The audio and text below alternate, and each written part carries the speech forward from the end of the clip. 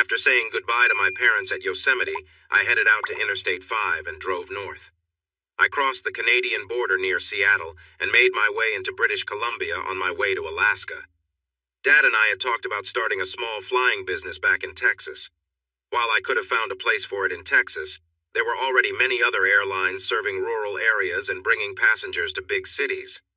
It would have been difficult. I wasn't interested in being a commercial airline pilot. I unfairly thought of airline pilots as just bus drivers in the sky. I wanted to fly small planes to places that hardly anyone visited, but I also wanted to make money. Alaska felt like the best place for that. In Alaska, I found a job quickly because everything was expensive there. I ended up flying small planes for a small company in Anchorage. Frederick Simpson owned a fleet of 6 otters he used to fly small groups of passengers to remote villages and deliver various goods. Working for Mr. Simpson was perfect for me. I gained experience in flying and running a small business. I'm not sure if time heals everything, but it does help cover up the hurts. The last couple of years had been quite something. I had caught my wife with her boss and his wife, and while I had let go of most of the anger, the end of our marriage still affected me. I also had many thoughts about what could have been with Mercedes and, to a lesser extent, Stephanie. Yet time was helping me deal with those feelings. Some memories still stung, but I was learning to accept things as they were. Almost a year after I arrived in Alaska, another birthday came around, and I had settled into a routine of flying almost every day. I had turned 31. In my father's words, I was old enough to know better but still young enough to take chances. I wasn't sure what those chances were, but it felt fitting. I flew an old but sturdy de Havilland single-engine otter to a new spot on the northern slope of Alaska, taking 9 tourists to a small village called Barron. Someone had decided it was the perfect place for people to see huge caribou herds, a coastline filled with ice year-round, and oil drilling nearby. I had no idea why people would pay to see that, but they did. Maybe it was just the excitement of the experience. This village had a restaurant that served sandwiches and soup for lunch. The furniture was new and functional, but the food was a bit questionable. In this company town, I often found myself visiting the local cafe and restaurant. As I sat down to eat what was called a chicken salad sandwich, I had my doubts about whether it was actually chicken. I hoped the onion soup next to my plate would taste better than the sandwich. "May I sit with you?" a voice interrupted. I looked up and was happy to see a young woman I had met a few days ago. "Of course, Miss Kincaid, please be my guest," I said, standing up until she was seated. Having company always made lunch more enjoyable. Sharon Kincaid looked to be in her late 20s, maybe around 27 or 28. She was fairly average in appearance, not unattractive, but not striking either. With a little makeup, she might have looked quite nice. She was about 5 inches tall, and while her clothes seemed a bit baggy, I had a feeling she had a nice figure hidden underneath. Some of her clothing choices were likely due to the chilly winds outside, even in summer. However, it seemed she preferred loose-fitting attire. I wished she would choose outfits that showed off her long legs a bit more. I have always liked women with long legs. "Sharon," she said as she settled into a chair across from me. "Sharon it is," I replied. I leaned in and glanced around the room. "Okay, no one's listening," I whispered playfully. "You can call me Matt," I added with a grin to show I was joking. "Smart Alec," Sharon said, looking at her sandwich as if it held secrets about its ingredients. "Wow," I responded.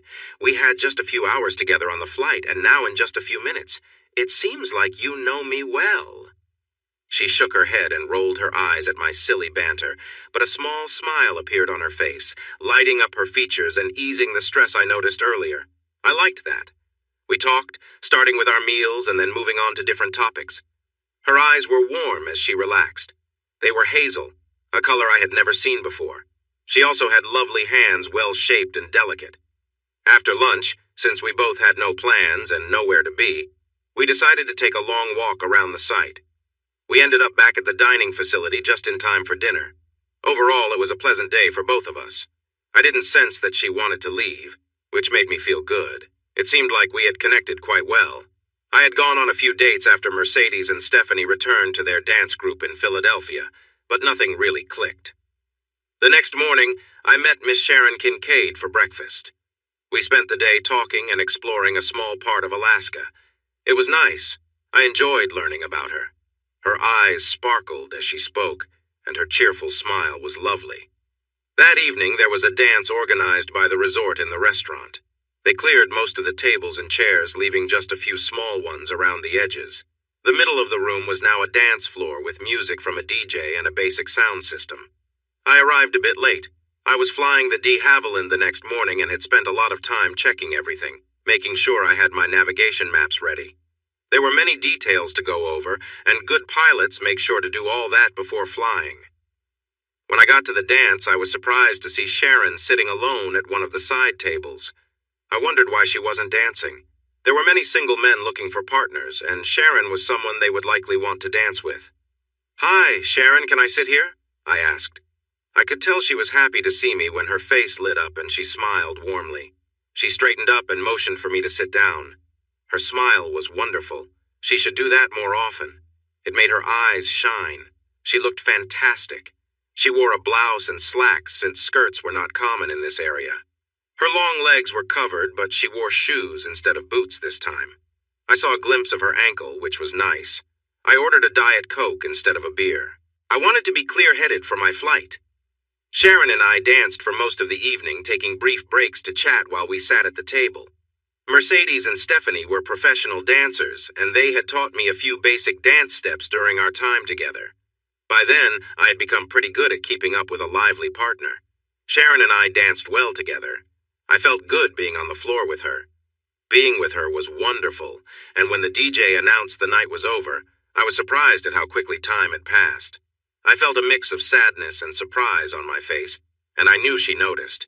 It pleased her to see that I didn't want the evening to end. We held hands as we walked back to her little cabin. After she unlocked the door, she turned to me and I wrapped my arms around her as if we had done it many times before. She tilted her face up and we shared our first kiss. It wasn't just a quick kiss, but it wasn't too intense either. It was nice. Her lips were soft, and I found myself wanting to kiss her again. Sharon, a bit shy at first, then more eagerly, put her arms around my neck and kissed me back. When we finally stopped kissing, she looked at me with a hint of worry in her eyes. "You know they call me the Ice Bitch Princess, right?" she said, clearly not fond of that nickname. I didn't know about that nickname and couldn't understand why someone would call her that. Holding her close, I looked into her eyes for answers. I noticed warmth there, but also maybe some sadness and loneliness. I understood. I felt a bit like that too. I said softly, "Well, anyone who calls you that never really knew you, did they?" I kissed her again, and this one lasted longer, as did the next. I finally pulled away because I didn't want to push her into anything she wasn't comfortable with. "I have to go now," I said gently. "I need to get some rest. We're flying tomorrow." She nodded, understanding, and gave me another quick kiss, gently releasing her hold on me. I smiled and walked away. I didn't hear her door close, which made me wonder if she was watching me leave. I didn't turn around, though. As I walked to the small room I had in the hangar, I thought that I might have found a way to spend more time with Sharon if I hadn't left. But I was also sure I didn't want to rush things. I liked her too much to risk ruining what we had started. Just as I was about to drift off to sleep, I realized I had called her Honey, and she hadn't minded. The next day, we took off at 9:18 for Fairbanks, a flight of about 400 miles. The plane I was flying could travel a bit over 500 miles when fully loaded, so we were all set. There were 10 people on board, including me. The plane was a float plane, which meant it had wheels below the floats. This way, we could land on a runway or on water. I had not been trained on float planes for very long. Mr. Simpson had wanted to hire an experienced pilot for this kind of aircraft, but he ended up choosing me. To my surprise, he wasn't too upset with my skills. I actually enjoyed landing on water, though it was just as tricky as landing on land if things didn't go well. Sharon Kincaid was sitting in the co-pilot seat for our flight home. I invited her to join me, hoping she wasn't annoyed with me for leaving suddenly the night before or for kissing her. Thankfully, she seemed happy. She smiled brightly and climbed into her seat with ease. Her curiosity about the cockpit was clear, and she looked delightful. I wondered how I hadn't noticed how great she looked before. I could easily get lost in her sparkling hazel eyes. After I finished the usual announcements to the passengers, Sharon and I chatted on the intercom for a while. The rest of the group didn't have headsets, so they couldn't listen in. Our conversations felt natural and easy, helping us get to know each other better. It felt nice. I had missed this kind of connection since Mercedes and Stephanie left my life. We were flying using VFR, meaning I could see the horizon and tell what position we were in. A thick cloud cover floated high above us, hiding the sun, and the wilderness below looked just like all the other untouched areas in Alaska. Around noon, I started to feel uneasy. Fairbanks is not far from where we were, and we had flown in that direction long enough that we should have been nearing the city. But we saw no signs of it. My unease grew. We should have been hearing radio communication and perhaps even spotting other aircraft coming into and leaving Fairbanks, but nothing came through. The visibility was not great, but still it felt strange. "Fairbanks, November Yankee 1-05, I called out to the Fairbanks air traffic controller, hoping to get in touch with someone. There was silence. I tried a couple more times, but no one replied. I leaned in closer to the controls and checked the instruments. Sharon noticed my concern and placed her hand on my forearm, but stayed quiet. I squeezed her hand gently, and she didn't pull away. She didn't interrupt my focus with questions I wasn't ready to answer yet. That was another reason I liked her. Suddenly, one of the instruments flickered. Something had happened. It happened so fast that I only caught a quick glimpse. I leaned closer to the panel and, just for fun, tapped the cover of the attitude indicator. To my surprise, the little airplane on the display spun around wildly for a few seconds before settling down. I felt a lump in my throat. My inner ear and a quick look outside told me we hadn't actually flipped upside down and then back again, but that was what the instrument showed. Next, I tapped the GPS compass, and it spun around too. Great! Some of my instruments were acting up, and I had no idea which ones I could trust, if any. The engine was running steadily, which was good, and the controls still responded to my inputs. But this old plane had no electronic systems, just mechanical ones. I checked the circuit breakers, but they seemed fine. I thought about switching them off and back on. But from experience, I knew that sometimes when you turn something off that is only working a bit, it might not work at all when you turn it back on. I leaned back in my seat, unsure of what was happening, but something clearly wasn't right. "Sharon," I said over the intercom, holding her hand, "we're in trouble. Can you get everyone's attention back there?" To her credit, she did exactly as I asked without asking any pointless questions. She turned in her seat and waved to the other 8 passengers, yelling to get their attention. When some of them didn't notice, she shouted louder for them to wake up and pay attention. Her voice was strong. I was glad I had my headset on to save my hearing. I eased back on the throttle, feeling that if I pulled back too much more, we might enter a slow, shallow dive, though the altimeter wasn't working well enough to tell. Reducing the throttle also quieted things down, making it easier for me to be heard in the back. "We are in trouble!" I yelled, clearly and slowly so there would be no misunderstanding. That got their attention right away, and the atmosphere became tense. "My instruments have failed. I can't tell which direction we are going or if we are going up or down. Nothing. That means I don't know where we are." Suddenly, we burst through the clouds and saw the sun again. I turned back to the controls. We were flying straight into the sun. This was not good. At this time of day, we were flying toward the east. Ahead of us was a huge range of tall mountains coming into view. I turned right without thinking and aimed for what I hoped was southwest. The sun isn't usually directly east or west where we were, but seeing it helped me guess our direction. Even a small change in course was better than sticking to the path we were on. "Hey everyone, we just realized we've been going east instead of south," I called to my passengers. "I still don't know exactly where we are, but now I have the plane pointed toward the cities and towns, so we're solving our problems step by step." And we were kind of doing that. Alaska has a low population and it's not very developed. Once, an Air Force plane crashed not far from the airport in Fairbanks, landing in a hard-to-reach valley. As far as anyone knew, no one had ever been in that area. This was close to Alaska's second-largest city. Going southwest from wherever we were was much better than going east into the cold north. However, it didn't mean we would reach a hotel in Fairbanks anytime soon.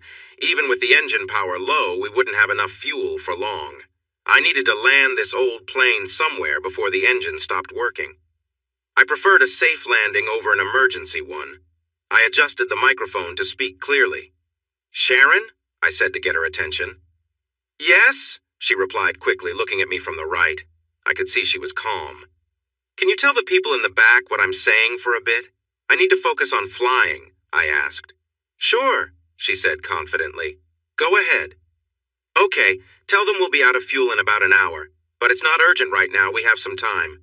Then ask everyone to look out the windows for a paved runway. I doubt we'll find one, so if not, look for a lake or somewhere with calm water that I can land on, okay?" She paused for a moment. I realized I'd said that a bit too nicely. I hoped she didn't mind the tone I used. Oops, I might have crossed a line. "Listen up," she shouted from the back of the plane. "Matt says we need to find a place to land. We don't have enough fuel. Look for some pavement or a lake. Let's find a safe spot, okay?" She captured my message well, using words everyone would understand. I reached out and held her hand for a moment. Even with all the chaos around us, touching her felt comforting. The engine roared steadily, not showing signs of giving out. It had taken us some distance southwest, but I didn't know exactly how far. An hour after we realized we were in trouble, my worry grew. I was becoming more anxious about running out of fuel than where we actually were. I was trying to guess how long we'd been flying off course, how much fuel we were using, and many other unknown factors. The fuel gauge showed very little fuel, but I wasn't sure if it was working correctly. It might have been just as faulty as the other instruments. My conclusion was clear. We would have to land soon. The question was whether we would land roughly or with more control. I eased back on the throttle, choosing to fly slower to conserve fuel, and we began a gentle descent. "There! Over there!" someone shouted loudly. I could hear him above the engine noise, but I didn't know who it was. "Where is there? What direction?" I asked sharply. Sharon relayed my questions to the passengers. "To the left," she said. "A bit behind us. Maybe at 7 o'clock, you know what I mean?" "Got it," I responded. "Good way to explain it." She was doing well, staying calm under pressure. I was very grateful for Sharon Kincaid's presence. I turned the plane in a wide left bank, careful not to make any sudden moves, given our low speed. A small lake came into view as we turned, appearing right in front of us. It was 7 or 8 miles away, hidden before by a mountain range. "Thank whoever spotted it. Great job staying alert," I told Sharon, who passed on my thanks. We flew over the lake. I pushed the throttle and made a sharp right turn to avoid getting too close to the mountain we had just passed, then slowed down for a gentle flyby. It looked good, really good. A clear highland lake sparkled below, surrounded by a forest of tall trees. I couldn't tell if they were pines or firs, but it was a beautiful sight with the unspoiled woods framing the lovely oval-shaped lake. The water was so clear I couldn't see anything beneath the surface, which was a great sign, no hidden obstacles to worry about. I made up my mind quickly, as that was how I liked to do things. "Okay, Sharon, let everyone know we're landing on that lake down there. Everyone, tighten your seatbelts and get ready." I caught her nodding out of the corner of my eye. "Okay, everyone," she shouted over the noise of the engine. "The captain has turned on the fasten seatbelt sign. Please make sure your seatbacks are upright and your seatbelts are secure. We're landing soon, so hold on tight." I couldn't help but smile. Sharon was an amazing person, and I enjoyed being around her, even in a plane that was about to land. I glanced her way, still smiling, and gave her hand a quick friendly pat. She smiled back, holding my hand for a moment before letting go so I could focus. I increased the engine power and turned the plane sharply to align with the lake. I lowered the flaps slightly, keeping the plane high enough to clear the treetops, hovering about 35 feet above the thick forest. As we approached, I lowered the throttle and let the plane descend, adjusting the flaps further for a smoother landing. We glided over the shoreline just 20 feet above and started to settle down. I gently lifted the nose of the plane to ease the front floats as we touched the water. We landed smoothly at first, then with a bit more force as the weight pressed down. Reaching for the controls, I quickly switched to boat mode, transforming our plane into a de Havilland boat. It felt like the best water landing I had ever made. We slowed down quickly. I looked around as best as I could from my seat, but there was nothing to indicate we were in trouble. I asked Sharon to check out her side, and she saw nothing unusual either. Cheers filled the cabin, and behind me there was a lot of celebrating. Sharon turned in her seat, sharing the excitement and high-fives with everyone. We were all thrilled to be down safely. We weren't going to crash now, as long as I avoided the tree trunks floating around. I let the engine run quietly, slowing our speed so I could see better. Finally, I spotted a small inlet to my left. It led to what looked like a beach covered in pebbles about halfway up the cove. Moving slowly, we glided into the narrow waterway. A moment later, the front of the floats gently touched the mostly gravel slope we were stopped. I turned off the engine, turned in my seat, and hugged Sharon. I kissed her warmly, and she kissed me back with excitement. So I kissed her again, more slowly this time, and she responded just as sweetly. I reluctantly pulled away from Sharon. I didn't want to stop, but there were things to do. I opened my cockpit door, stepped down onto the left float, and grabbed a short rope with an anchor from a storage bin. I secured the line to one of the landing gear supports and walked to the front of the float, careful to stay away from the hot engine parts. From there, it was an easy jump onto the gravelly shore. The pebbles were wet from the floats, but it was dry a short distance in. I pulled the rope tight, pushed the anchor into the pebbly ground, and stepped on it to sink it a little deeper. The old de Havilland was secure for now. We would make it better later. Looking back, I noticed the passenger door was open, and a man was carefully stepping down onto the left float. "Hey!" I called out. "Come on out and get on dry land. Try not to get your shoes wet, though." In 20 minutes, all 9 passengers were on land with me, trying to stretch or walk away the cramps in their legs. They had brought a few small bags with them, and we would move their larger luggage later. While everyone else was dealing with tight muscles, I climbed back up onto the wing, holding a dry stick. I opened the fuel valve and dipped the stick into the fuel cell. I sighed, closed the cover, and climbed down onto the left pontoon. The fuel barely touched the end of the stick. "Okay." I shouted to get everyone's attention. It might not have been needed, they were already watching me. "Are any of you ex-Navy SEALs?" A few of the men chuckled at that. "Army Rangers? Marine Recon?" I saw a few half-smiles as they watched me. "Does anyone have an uncle named MacGyver?" That joke didn't get a laugh at all. I shrugged. It was a tough crowd. "All right then, let's clear some things up." I looked at everyone, trying to make eye contact with each person. The not-so-good news is that my tools stopped working, and I don't know when that happened. This means I can't tell where we are or where the nearest town is. The batteries in the plane are fully charged, but the radio is broken and I can't fix it. Does anyone here know anything about electronics? No one raised their hand.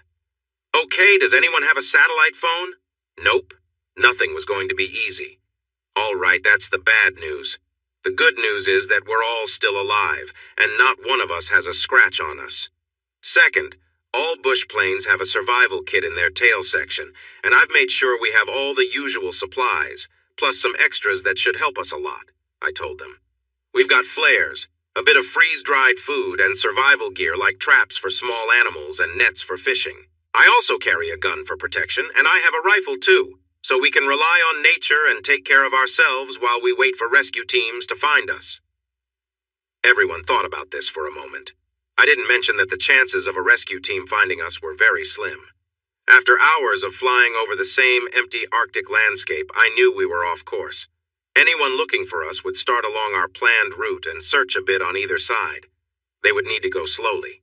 It's nearly impossible to spot a small person or even something the size of our plane from the sky. I was quite sure we were truly lost, completely off the map. I decided to let everyone adjust to the wilderness for a couple of days before letting them know we might have to walk out and find help ourselves. We kept busy. We set up 2 anchor lines, looked for useful items in the plane, and scouted the area, which took most of the afternoon. Before we knew it, evening was upon us. One of the guys explored the nearby forest and found a nice clearing about 50 yards inland where we could set up camp for however long we needed. We left the old otter where it was. It would be fine. At our new campsite, there was a small, slow-moving spring nearby with icy cold water. Downhill from the camp, we dug some holes to use as bathrooms. I sent everyone except Sharon to gather fallen branches and wood for our fire. Sharon and I worked together to clear a section of the forest floor, making it tidy and free of dry pine needles and other plants. Then we gathered rocks from the edge of the lake to create a safe fire pit. I had a steel and flint fire starter in my survival gear, along with a pack of 6 colorful plastic lighters and 2 larger lighters with a camouflage design. I opened the packs and gave out the lighters, reminding everyone to keep them in a secure pocket. Being able to start a fire at any time would be really helpful for us. I used the camouflage lighter I saved for myself to light our first fire. We had 2 small, collapsible aluminum pots for boiling water and enough freeze-dried meals to last us for several days. When the sun went down, it got very dark. There were no street lights or city lights nearby. We felt far away from everything. The fire was comforting, creating a warm circle of light around us. We huddled together to talk and get to know each other better, slowly becoming a team. We were no longer just travelers. We were a group working together to survive. I spoke up. All right, if everyone is okay with it, let's introduce ourselves and share a bit about who we are. I only know you as names on a list, and you only know me as the pilot in a cowboy hat. I smiled and took off my hat. So, I'll go first. I'm Matthew Singletary, but you can call me Matt. I'm from Texas and have been flying since I was a teenager, thanks to my uncle. I came to Alaska to fly the small planes that serve the remote areas. I used to run a business before coming here, but I left that life behind and don't miss it at all. I pointed to someone nearby. Hi, I'm Parker Anderson, he said quietly. I'm a Baptist minister from Omaha, Nebraska. He paused as if he was finished, and I guess he was. And I'm Michelle Anderson, said the short brunette sitting next to him with a friendly smile. I run everything in Parker's ministry except for the sermons. This brought some laughter. It was a light moment, and both Michelle and Parker smiled, clearly enjoying their shared joke. The others introduced themselves next. April and Ryan Delaney were from Waycross, Georgia, where Ryan owned a small business for the logging industry. April worked as a hostess at a nice restaurant. Lyle and Penny Martin came from Albuquerque, New Mexico. They both worked in banking. They met at a bank where Penny worked as a cashier and Lyle was a loan officer. Spencer and Wendy Carlisle owned a successful river rafting business in Colorado. I'm Sharon Kincaid. She introduced herself when it was her turn. I live in Anchorage. I only do some volunteer work here and there, she explained. People call me the Ice Princess, but that's not true. I'm just very selective about who I spend time with. She looked around the group. I think I'm going to like everyone here. No foolishness at all. She smiled, but her eyes didn't show much joy. After a few more words, she went quiet. I looked around the group and then up at the sky. The stars were shining like tiny diamonds in the dark. Okay, let's find out which way is north, I said thoughtfully. There's the Big Dipper, there's the little one, and that star at the end of the handle is the North Star. We should mark. Sharon was pulling a long, straight branch and laid it down near the campfire. I took a shorter stick and made small marks in the earth to show east and west. In the morning, we would know roughly where we needed to go. After talking for a while, I collected some small branches to prepare for my sleeping bag. Sharon returned to the fire-lit area and watched as I set up my gear a few yards away from her tent.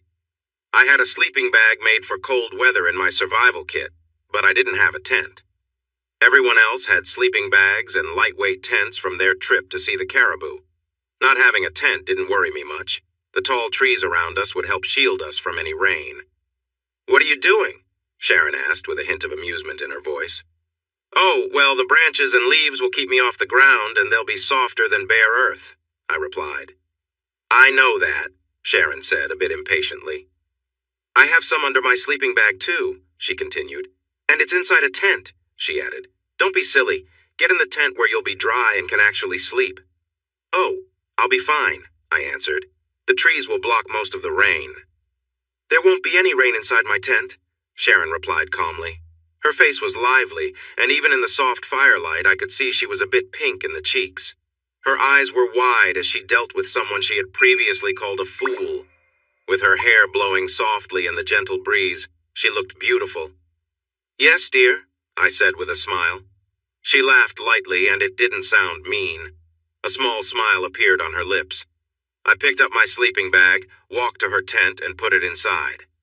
I sat down on a tree limb to pull off my boots, and Sharon had already removed hers. She crawled into the small tent, making herself comfortable. As I started to climb in, she tossed my sleeping bag back out. "Hey," I said, not really having anything else to say in the moment. "Don't need it," she replied matter-of-factly. "We'll be warmer this way, and there's no room for an extra sleeping bag in here." Peeking inside, I could see that she was right. There was barely any space.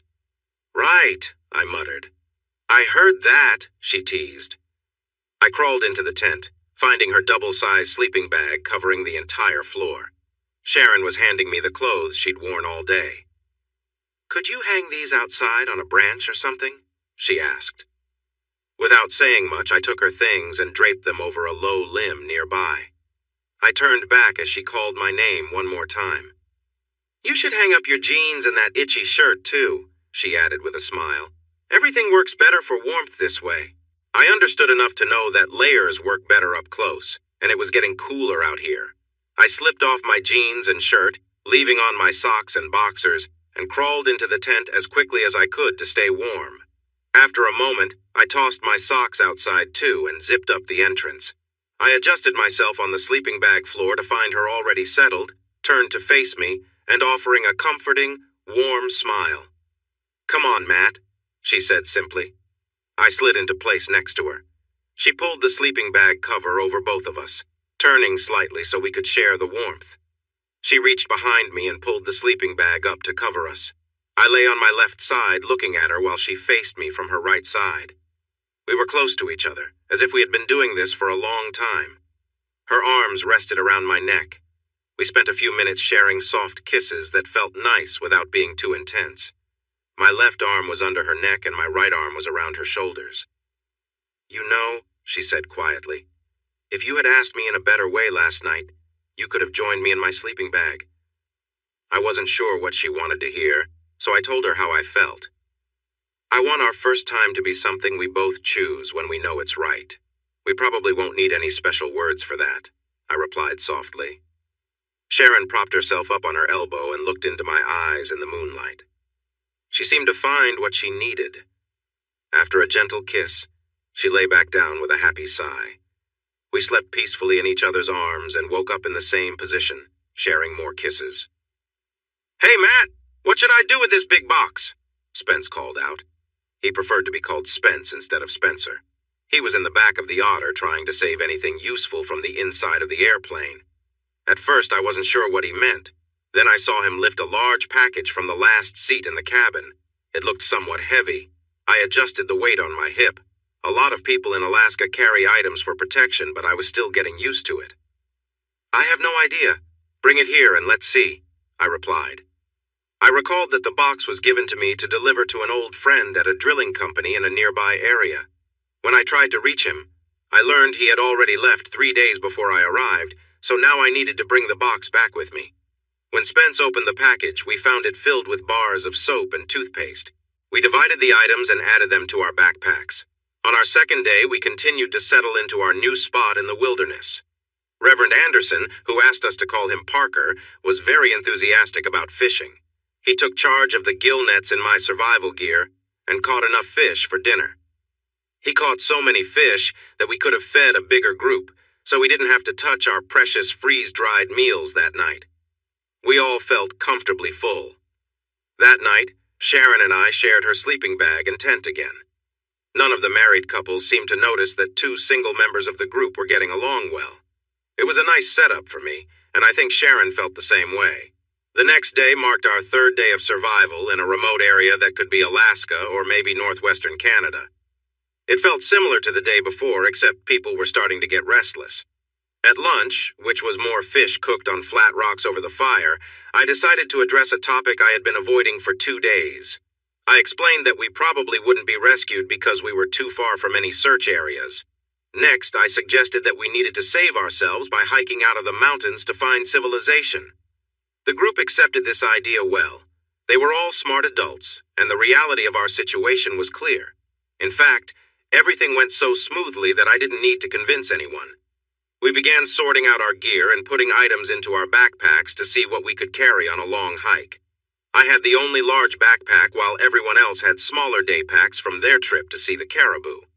I would be carrying more than my fair share of our shared belongings. On the bright side, my backpack was designed to carry heavier loads comfortably, which would make it easier to carry more gear than they could. I was adjusting my backpack, preparing to put it on, when a loud, terrifying scream erupted from the camp behind me. It was a scream filled with pure fear and unmistakable sound.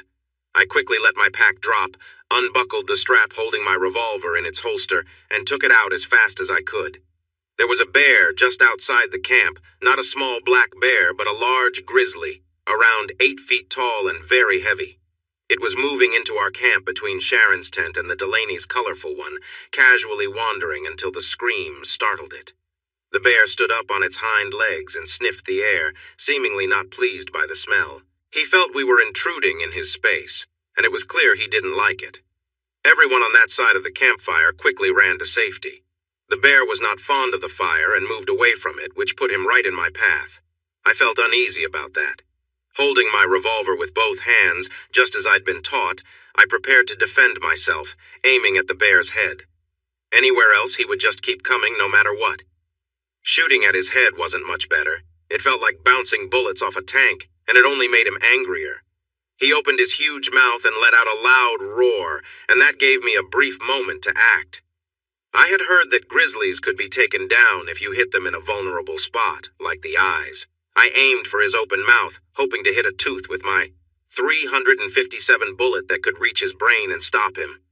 His head was moving, which made it hard to aim. He took all 6 shots from my pistol, and I quickly backed away, opening the cylinder to search for loose bullets in my jacket pocket.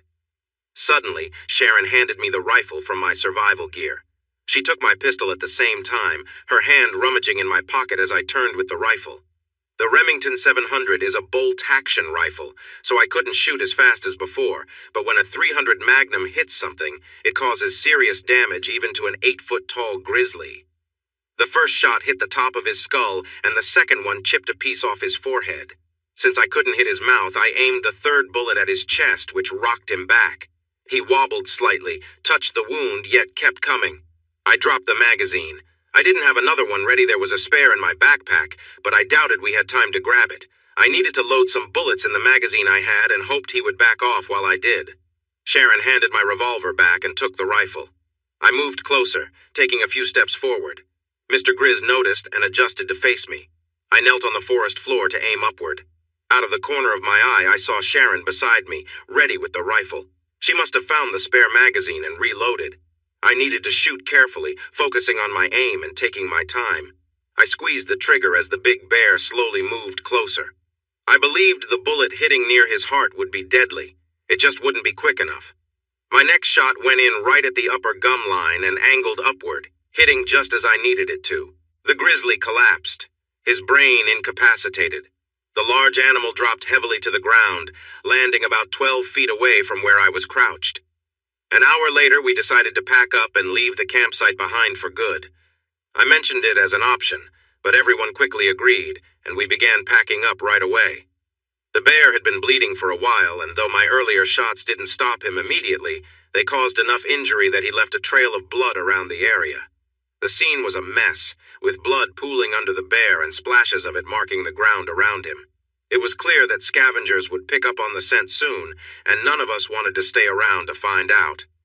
We took down our tents and stowed them on top of our backpacks, just as we'd practiced. All our other supplies were packed away or tied to our bags. Without lingering, we started moving southwest, heading toward a peak visible on the horizon. We kept moving until the sun dipped low in the west. After stopping for an hour, we built a small fire to boil water from a nearby creek. Once the water was ready, we poured it into our freeze-dried food packs for a quick meal. After we finished, we put out the fire and continued walking for another hour until the fading light made it hard to see where we were stepping. As darkness set in, we cleaned up as best we could in the creek, the soap from our supplies helping to lift our spirits a little. We found a clear hilltop close to our route and set up camp there, choosing it because it offered a clear view and reduced the chances of animals sneaking up on us. Gathering firewood, we built a larger fire not because we needed the warmth, but because the light helped us feel safer in the vast wilderness around us. That night, when I crawled into the tent, we settled down, both exhausted from the day. Lying quietly, we tried to rest, letting the warmth and security of the tent bring us some peace as we prepared for the days ahead.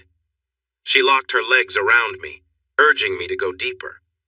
There was nothing complicated about what we were doing. It wasn't a romantic moment. We were two people sharing a basic connection, reminding each other that we were alive when we could have easily not been. Sharon let out a low sound, pressing her face into a corner of her sleeping bag to quiet herself. When I felt her body respond, I couldn't hold back, and I followed her lead. I slowed down, resting on my heels, but I kept going. Sharon pressed her feet firmly on the tent floor, and I moved with purpose, but gently. Once she caught her breath, she began to seek that feeling again. I picked up the pace a bit, going deeper as she pushed against me eagerly. In a few moments, we were back in the rhythm, both aiming for that high point again. When we were done, Sharon pulled the edge of her sleeping bag over us, and we settled close together, her warm breath on my chest, the scent of her hair surrounding me. As dawn approached, Sharon woke me up, gently shifting on top of me and trying to be quiet. When we both found that moment, she leaned forward, and then we drifted back to sleep. "We'll need to share your sleeping bag tonight while mine dries out," Sharon said with a playful smile the next morning. "But mine is just a bit small, not like your big one," I replied. "So?" She giggled. I understood. We weren't trying to avoid each other while sleeping anyway. Plus, I didn't want to deal with a wet spot. Her sleeping bag definitely needed some fresh air. It wasn't just ours that needed airing out. Apparently, all the other couples in camp had also been having their own moments of connection. We were all a bit tired, but felt good. Everyone smiled at one another. We heated creek water in 2 aluminum buckets, mixing the hot water with cool water to clean up from the previous night's events. This began a routine we would keep, trying to stay clean in our circumstances. The soap we found in the plane helped a lot. Cleaning up took us a couple of hours, but it was worth it. Washing off led to another habit. We stopped worrying about the usual rules of modesty. Living close together made it hard to be modest. We were still shaken from the bear attack and had no plans to forget it anytime soon. We dug holes for our waste, and when someone needed to go, someone else stood guard. We thought this was necessary, so we didn't feel the need to discuss it further. Our modesty took another hit when we realized we would have to change into sleepwear every night. No one wanted to sleep in the sweaty clothes we wore during the day. Getting ready for bed meant we'd wake up the next morning without any clothes on and then put on fresh shirts and pants when it was light out. Our tents were small, barely big enough for 2 people lying down, making it impossible to change clothes inside. So we had to change in public. We each had a few sets of clothes, and we washed the dirty ones in the river, but that could only help so much. The Reverend Parker Anderson, our 27-year-old resident theologian, never complained about the situation. In fact, he and his wife Michelle were doing the same things we all were. I liked Parker. He always stayed positive and was ready to talk to anyone who felt down. I asked him if I could call him Padre. I had read that chaplains on Navy ships during World War II were often called that, no matter their faith. Parker didn't mind at all, and the nickname quickly stuck within our group. It just felt right. The day after the bear attack marked our first full day on the trail, hiking towards safety and civilization. The day before, we hurried away from the bear, wanting to put as much distance between us and it as possible. We succeeded, but we had sore legs and aching backs that first morning. We didn't travel more than 10 miles that day, even though we hiked for 12 hours. It was easier since we walked near a river for most of the journey. That was good. We needed a break as we adjusted to the physical challenge. We were lucky to have a fit group of men and women, but we weren't used to long-distance hiking. It took our bodies a couple of weeks to get used to being active all day, climbing hills, and navigating the rocky riverbanks. After 3 weeks, we had settled into a rhythm and no longer had to struggle with tired muscles each morning. As we continued, each of our unique traits began to show. Penny Martin worked in banking, just like her husband. In high school, she had done track and field, and she kept running as an adult. She found it easy to hike all day and could have easily outpaced all of us if she had tried. Her husband, Lyle, loved fishing too and often worked with the gill nets. Whenever we were by a creek or river, he and the Padre made sure we had fresh fish to eat thanks to their skills. Ryan Delaney was the best cook in our group and took on that job full-time. He would cook whatever Lyle and the Padre caught, as well as any game others brought back. As we walked, we picked berries and wild onions from along the trail to add to the meals Ryan prepared. I was the designated hunter. I would take the Remington rifle and step away from the group, trying to hunt a deer or moose. I started with 30 rounds and had already used some, so I was very careful with the rest, aiming to get as close to my target as possible. Sharon became our camp guard, usually carrying my .357 Magnum to accompany people to the latrines we had dug or to keep an eye on those gathering berries. Everyone found ways to help out as we worked toward our shared goal. About a month into our journey, I was out front with the rifle, hoping to find a deer or moose for dinner. We wanted to smoke some meat to take with us, so I was also searching for firewood. I followed one of many game trails that twisted in all directions. As I moved down a ridge, I spotted 2 healthy deer about 100 yards away, seeming to lick at a rock. I was downwind, creeping low and slow so they didn't know I was there. The larger deer raised its head to look around, and I froze, worried that I might have scared it.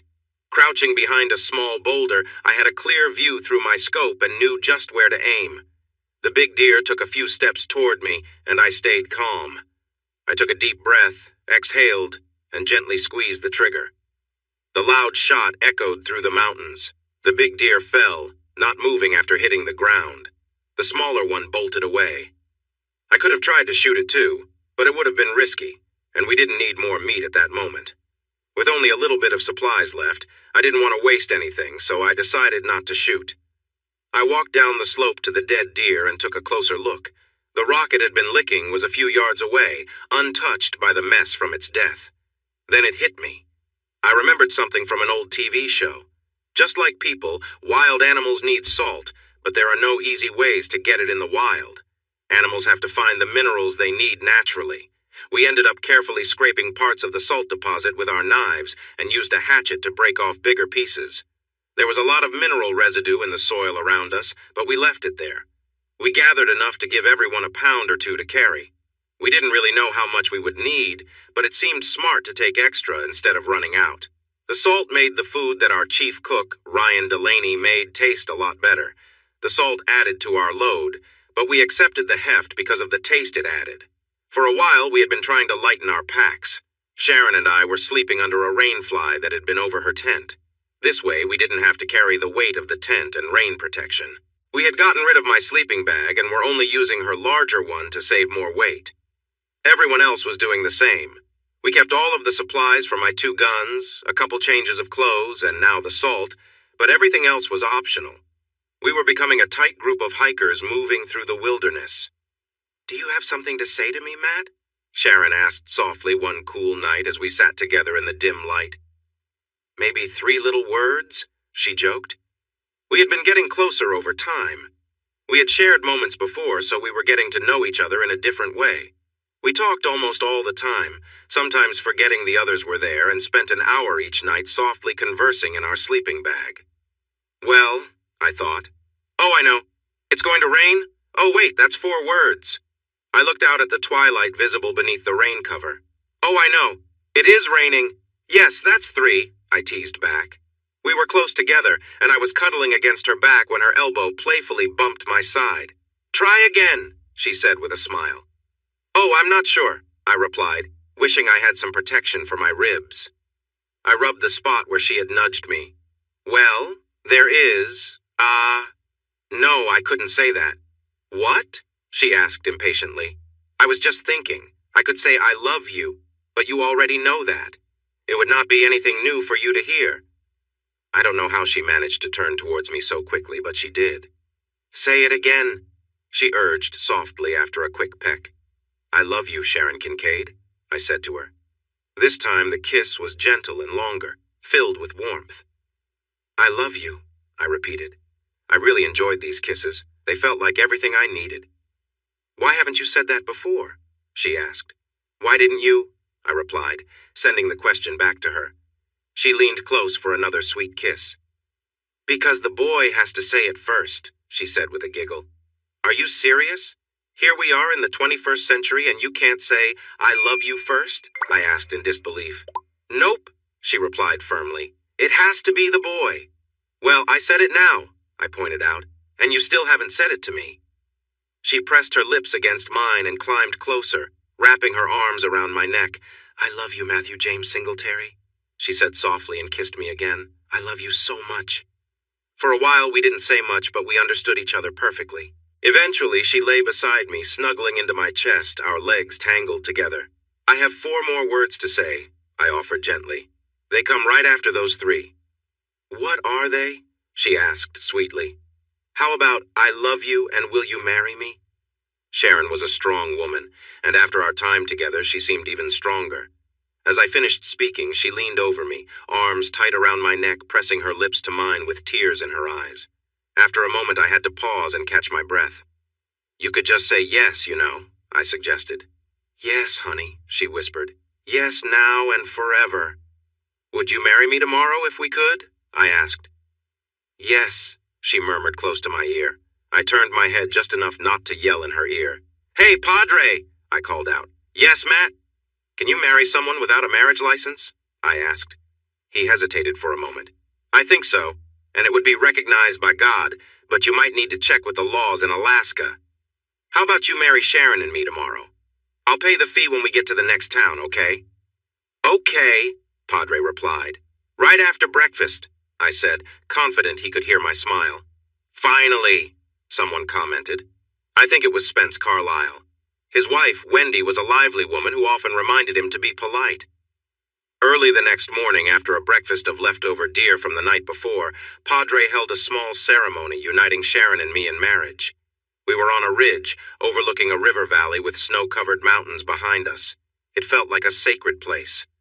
I gave Sharon a wedding ring I'd carved from a piece of pine using my pocket knife. It wasn't fancy, but it was meaningful. She seemed to value the gesture, and I think that's why she had tears in her eyes. Luckily, she didn't scold me for being bold, which was always a plus. We continued on, moving slowly in a southwestern direction. Every night we checked the North Star and planned our path for the next day. Days turned into weeks, then a month. We walked on and on. I lost track of how far we traveled because we often had to go around steep rock faces, avoid tricky mountain slopes, or find safe spots to cross rivers. There was always an obstacle in our way. It was mid-August. Our plane had landed in early May when we arrived at another wide river. It was too deep to walk through, so we needed to build a raft to cross. We had done that twice before, so we knew what to do. We just needed to find the right logs. Logs are heavy, and carrying them is challenging. We needed to look for a spot where the trees were close to the water to make it easier. I turned my back to the river to look at the trees behind us. I was almost convinced we might need to move further up or down the bank to find better logs when Sharon gasped. She hurried around behind me, reaching into a pocket on my backpack. "What are you doing?" I asked. She didn't answer. She unzipped the pocket, pulled something out, and dashed toward the riverbank. I turned to see what she was up to. There, not 50 yards away on the river, was a small boat, about 20 feet long, painted bright blue and gold, like the Alaska State Troopers' colors. The person steering the boat had likely seen us. We stood in plain view on the bank, but I wanted to make sure. I pulled out my .357 and fired 3 quick shots into the air behind us. I thought the loud sounds would definitely catch the man's attention. Sharon made sure of that. She pulled out the flare gun I'd been carrying since we left the float plane on that distant lake. She aimed at the nearby patrol boat and fired almost straight ahead. The bright red flare shot out, heading straight for the small boat. The pilot saw us and the flare very clearly. The loud noises made him more alert, and the bright flare showed exactly where we were. He waved and turned the boat towards the shore where we were waiting. Then he realized the flare was coming down, right towards his boat. He saw it getting closer. At the last moment, he ducked down to avoid it. The flare went over the boat by several feet, but he couldn't know that when he needed to make a choice. "Hey, stop that!" he shouted when he came back up. "I see you! Give me a minute to get there!" We all laughed on the riverbank. It felt great to laugh about something good happening after so long. I hugged Sharon tightly, kissing her joyfully. The Alaska Wildlife Trooper, that was his job title, made a long call to his boss, using his satellite phone. I noted to myself to get one of those for emergencies away from the city. Trooper Adams shared our names and details with his supervisor while I guided him. He arranged for a large helicopter to bring us back to Fairbanks. It turned out our journey from the wild to the town wasn't too bad. Even if the trooper hadn't found us, we would have come across roads to small towns soon. Those roads would have been just a few days away along the river. That felt good. We were just a normal group of people. But we had done something amazing. We had saved ourselves. Sharon once mentioned her father had some money, but I never asked how much. It didn't really matter to either of us. It seemed her father had quite a lot of money, and his property helped us right away. He owned a large, nice hotel just outside Fairbanks. After the state troopers were satisfied with the initial report about my plane landing and how we managed, we got a ride from a kind secretary in their office who lived near the hotel. As we walked into the lobby, we instantly felt out of place. Our clothing was worn out and a bit ragged, and we smelled pretty strong. Out on the trail, we blended in because everyone else was in the same boat. But in this fancy hotel lobby, we clearly stood out. We paused for a moment, trying to figure out how Sharon would reach someone in her father's business world. It was the second day of September, and we had been missing, presumed dead, for almost 4 months. We weren't quite sure how to say we were back and ready to live again. Sharon solved that problem quickly. She spotted a tall woman in a dark gray business suit and a white blouse walking towards us, followed by a group of other professionals. "Teresa!" Sharon shouted. "Teresa! Over here!" The woman didn't look our way. She heard Sharon because I saw a few people in her group turn to look, but the woman didn't respond. That really upset Sharon. "Teresa Cunningham, you need to pay attention to me," she yelled. That certainly got a reaction. The woman turned, surprised, and quickly found an angry Sharon. Her mouth dropped open, and a shocked look crossed her face. She instinctively handed her phone to a man behind her, expecting him to take it. He caught it, but not without some trouble. Teresa walked towards us, and Sharon rushed to meet her halfway across the lobby for a big hug. I followed along at a slower pace. The two women were emotional, and Sharon was trying her best to explain the long journey we had all taken back to civilization while wiping away tears. It wasn't going smoothly. I touched Sharon's arm, and she turned to me. "Teresa has always been a great friend," she said warmly, before turning back to Teresa. "Terry, I want you to meet my husband, Terry Matt Terry." I reached out my hand. "Nice to meet you, Miss Cunningham," I said, remembering how Sharon addressed her earlier. Teresa seemed a bit confused. She looked from Sharon to me and back several times. "Sharon? Husband? Oh my gosh, when? How?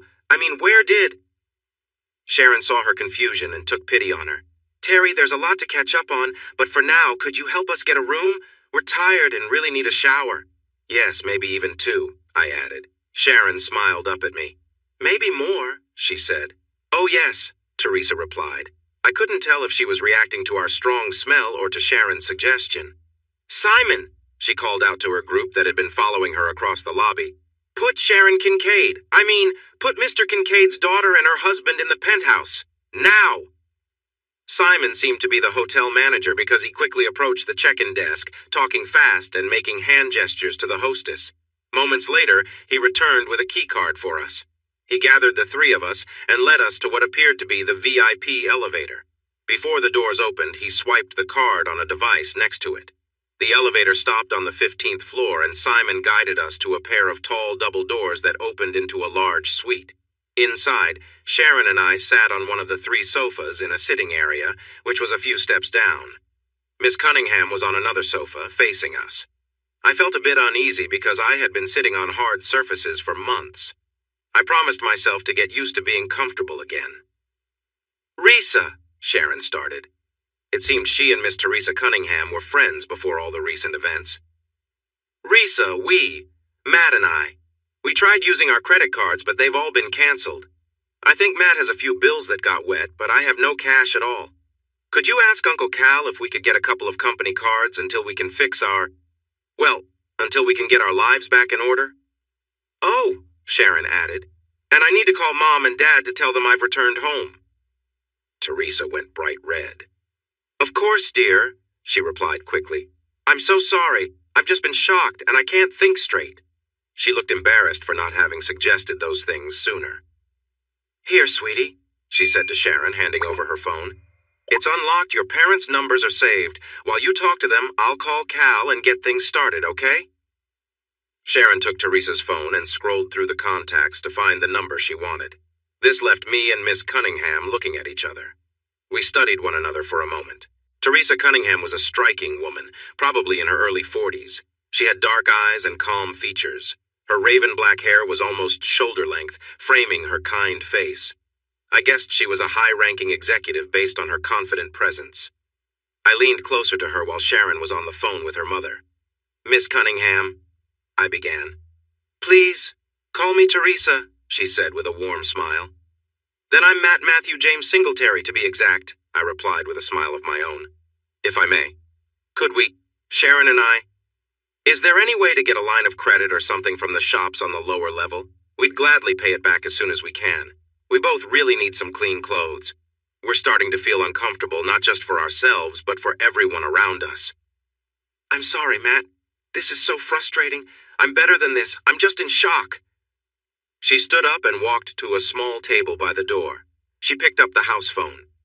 "This is Miss Cunningham," she said when the front desk answered. "Do you know who I am?" "Good. Do I need to ask for Simon Humphrey, or can you help me?" "Great. Could you please find Mr. Charles and Miss Reardon and have them come to the penthouse right away? Also, can you arrange for lunch to be sent up for 3? Something big, please, big portions, all right?" She looked at me and raised an eyebrow. "Big portions? For 2 very hungry people," I joked with a smile. "And lots of drinks. But no plain water. We've had enough of that for a lifetime." She smiled at that and started to relax a bit. She passed on the final details to the person on the other end. "Yes, that will be all for now, thank you," she said, hanging up. She pressed a button and listened for a moment before dialing again. "Donna," she said once she was connected. "Is Cal available?" "Yes, please interrupt the meeting. This is really important. I'll wait." It was only a few seconds. "Cal, if you aren't sitting down, you should sit. You won't believe this Sharon Kincaid is alive," she exclaimed to Cal. "Yes, I'm here in Fairbanks in the penthouse suite with her and her husband right now. Yes, husband." She glanced at me and smiled slightly. "I don't know, Cal. There's so much I still don't understand." She looked at me again. "Maybe temporary credit cards or a cash advance?" I suggested quietly. She nodded in agreement. "Cal, can you arrange for a couple of corporate cards for Sharon and her husband Matt Singletary to use until their personal cards are back?" "Yes, Singletary. Matthew Singletary. Perfect. And can you have them delivered by courier? That would help. Oh, can you also call Mr. Kincaid and share the news? Awesome. No, that should be all for now. Thanks so much, Cal. Goodbye." "Hi, Mom?" Sharon said into Teresa's phone. There was a long pause. "Mom?" She waited a moment more, then pulled the phone away from her ear and looked at the screen. "Mom?" she asked again, then sighed loudly. "Hello?" She looked at me, clearly confused. She answered, Sharon explained, and then there was just silence. "Hello?" "Yes, Jenny. It's Sharon. Yeah. Yes, it's me. We all just walked out of the mountains after the plane crash." "She fainted. Mom fainted," Sharon told us quietly, while she listened to the distant voice. When I was about to say something about her comment, she waved her hand at me and stuck out her tongue with a smile. Since our return to civilization, I had been getting increasingly annoyed when people called what happened a crash, because that was not the right word. Sharon knew it was bothering me. I turned my focus back to Teresa Cunningham, who was observing me too. "So, Miss Cunnin Teresa," I corrected myself. "What do you do for Mr. Kincaid?" "I'm a consultant of sorts. I travel to Mr. Kincaid's various businesses and offer management help," she replied. That rang a bell for me. I nodded to show I understood. "Sounds a lot like something I did in a past job," I said. "My boss called me his paladin, sent out to find the troublemakers and figure out who was stealing money and, well, things like that." I smiled. "Really?" Teresa replied politely. "We should sit down and share stories sometime," she joked. She clearly accepted me and saw me as someone similar. That was nice. I'd been wondering how I would fit in with Sharon's friends. On the flip side, Teresa might still be a bit shaken from seeing Sharon alive again and could still be controlling her feelings. She might be a serious businesswoman after all. "Mom!" Sharon shouted. "Yeah, it's me. No, I'm fine, really. We are in Fairbanks, at Daddy's hotel. Yeah, they're taking great care of us." She was a bit annoyed, but then she brightened. "Yes, I do have someone I want you to meet. She smiled. When you get here, Mom, you'll like him. They talked a little longer before Sharon hung up. She looked around happily. Mom's going to book a flight here. She's in Florida, and she doesn't know when Dad will be back. What is Dad doing in such a far-off place, Teresa? She asked, confused. Honey, I have no idea, Teresa admitted. You'll just have to ask him when he arrives, she added. The two of them settled in for a long talk, catching up on their friendship before Sharon went on her adventure in the North Slope. I listened for a bit. All right, I finally said. I don't know about you two, but I feel a nice hot shower calling my name, and I can't resist any longer. I smiled as I stood up. Ooh, Sharon sang happily. Me too. Wait for me, babe, she exclaimed. Teresa, she said, turning to her. Cunningham. My husband and I need to clean up a few months of dirt. It might take a while, just so you know. She looked at me briefly before turning back to Teresa. And if we find something nice under all that mud, we might stay a bit longer, okay? She said, hinting at things not said openly. I'll call and have lunch brought in, Teresa said, glancing at her watch. How about exactly 12 noon? That will give you almost 2 hours to clean up. How does that sound? I looked at the clock on the wall and gave Teresa a quick thumbs up. I hurried to catch up with my wife as she headed for the big bathroom. I arrived just in time to help pack clothes we wouldn't wear again into plastic bags we found in the closet. We would find a fire pit for them later. A bit past noon, Sharon and I came out of the bathroom wearing fluffy white robes. On the table near the balcony door, we found 2 large trays filled with food and drinks. A couple of young interns that Miss Cunningham had called for were standing nearby. Sharon and I invited Charles Mallory and Samantha Reardon to join us, and soon, the 5 of us, including Teresa, were enjoying thick sandwiches and big bottles of soda things that Sharon and I had only dreamed of while hiking in the mountains.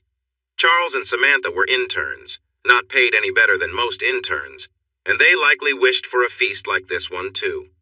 Teresa made Charles and Samantha our personal helpers, and they did an excellent job in my opinion. They quickly found my parents' location and phone number because I didn't have it. Mom and Dad was just a contact on my old phone, and all I had to do was press the little green phone icon to reach them on my now disabled phone. Sharon and I, along with everyone else in our survivor group, were considered dead by the authorities. Once the paperwork declared us deceased, it was hard to get back to normal life. I talked to my surprised parents and arranged for them to come to Anchorage. They needed to find a place to store their large RV before heading this way. Teresa had upgraded their tickets to first class without telling me. Teresa took on the role of our guardian, doing small things like the ticket upgrade for my mom and dad. Generally, if Charles and Samantha couldn't get something done, Teresa would handle it. She managed to push through many mid-level managers at Kincaid Business, getting things done efficiently. She had a team of 3 lawyers from Kincaid working on fixing the records of our group's deaths in whatever system needed changes. In just a day and a half, I had a new phone with all my contacts restored from the cloud. I was once again a pilot recognized by the federal government, my Alaska driver's license was updated, and my bank accounts and credit cards were back in use. Everything was in order. They even brought tailors to measure me for a whole new set of clothes. I complained a bit. First, I could pay for what we needed myself. Second, I didn't see the point in having custom-made jeans and shirts. Plus, Sharon and I were both going to gain a little weight now that we weren't constantly hiking every day. No one seemed to pay much attention to me, but they were polite about it. Teresa arranged for everyone in our group to have a full health check. We spent our second day in civilization at a hospital being examined and checked.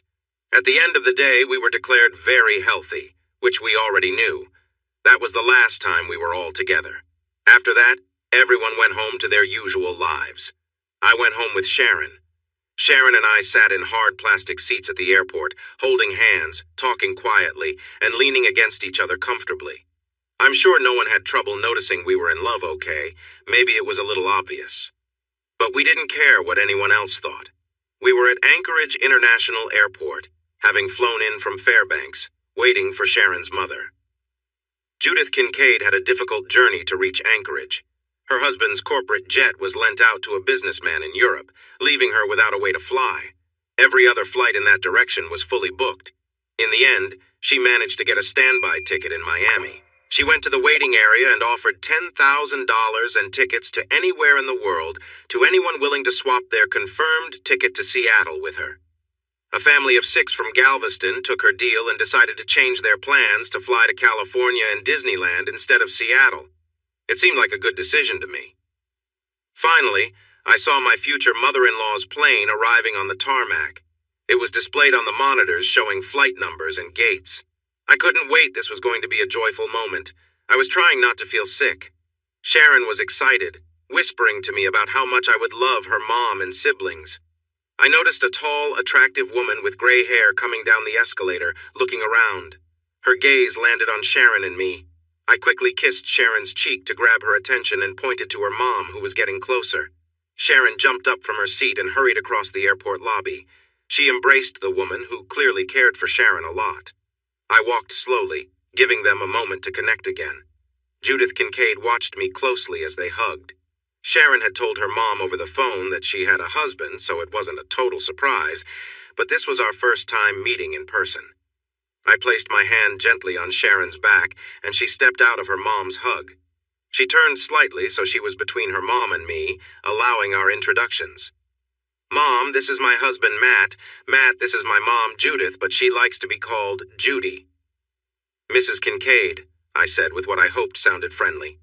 I figured she had many questions about how her daughter came home with a stranger. Judy, please, she said with a warm smile. I felt relieved that she was welcoming and not upset. I'm keeping him around, Mom, Sharon added with a grin, in case I run into something big and need help. She pointed at the large stuffed polar bear in the lobby. It wasn't a grizzly, but I understood her mix-up. Meeting her mom with a surprise husband was probably stressful for her, too. Judy looked at the bear and then back at her daughter, looking curious. I have a feeling there's a story there, she said. Just then she noticed a driver in uniform approaching. Can we continue this at home?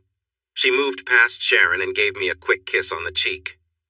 That was a good sign.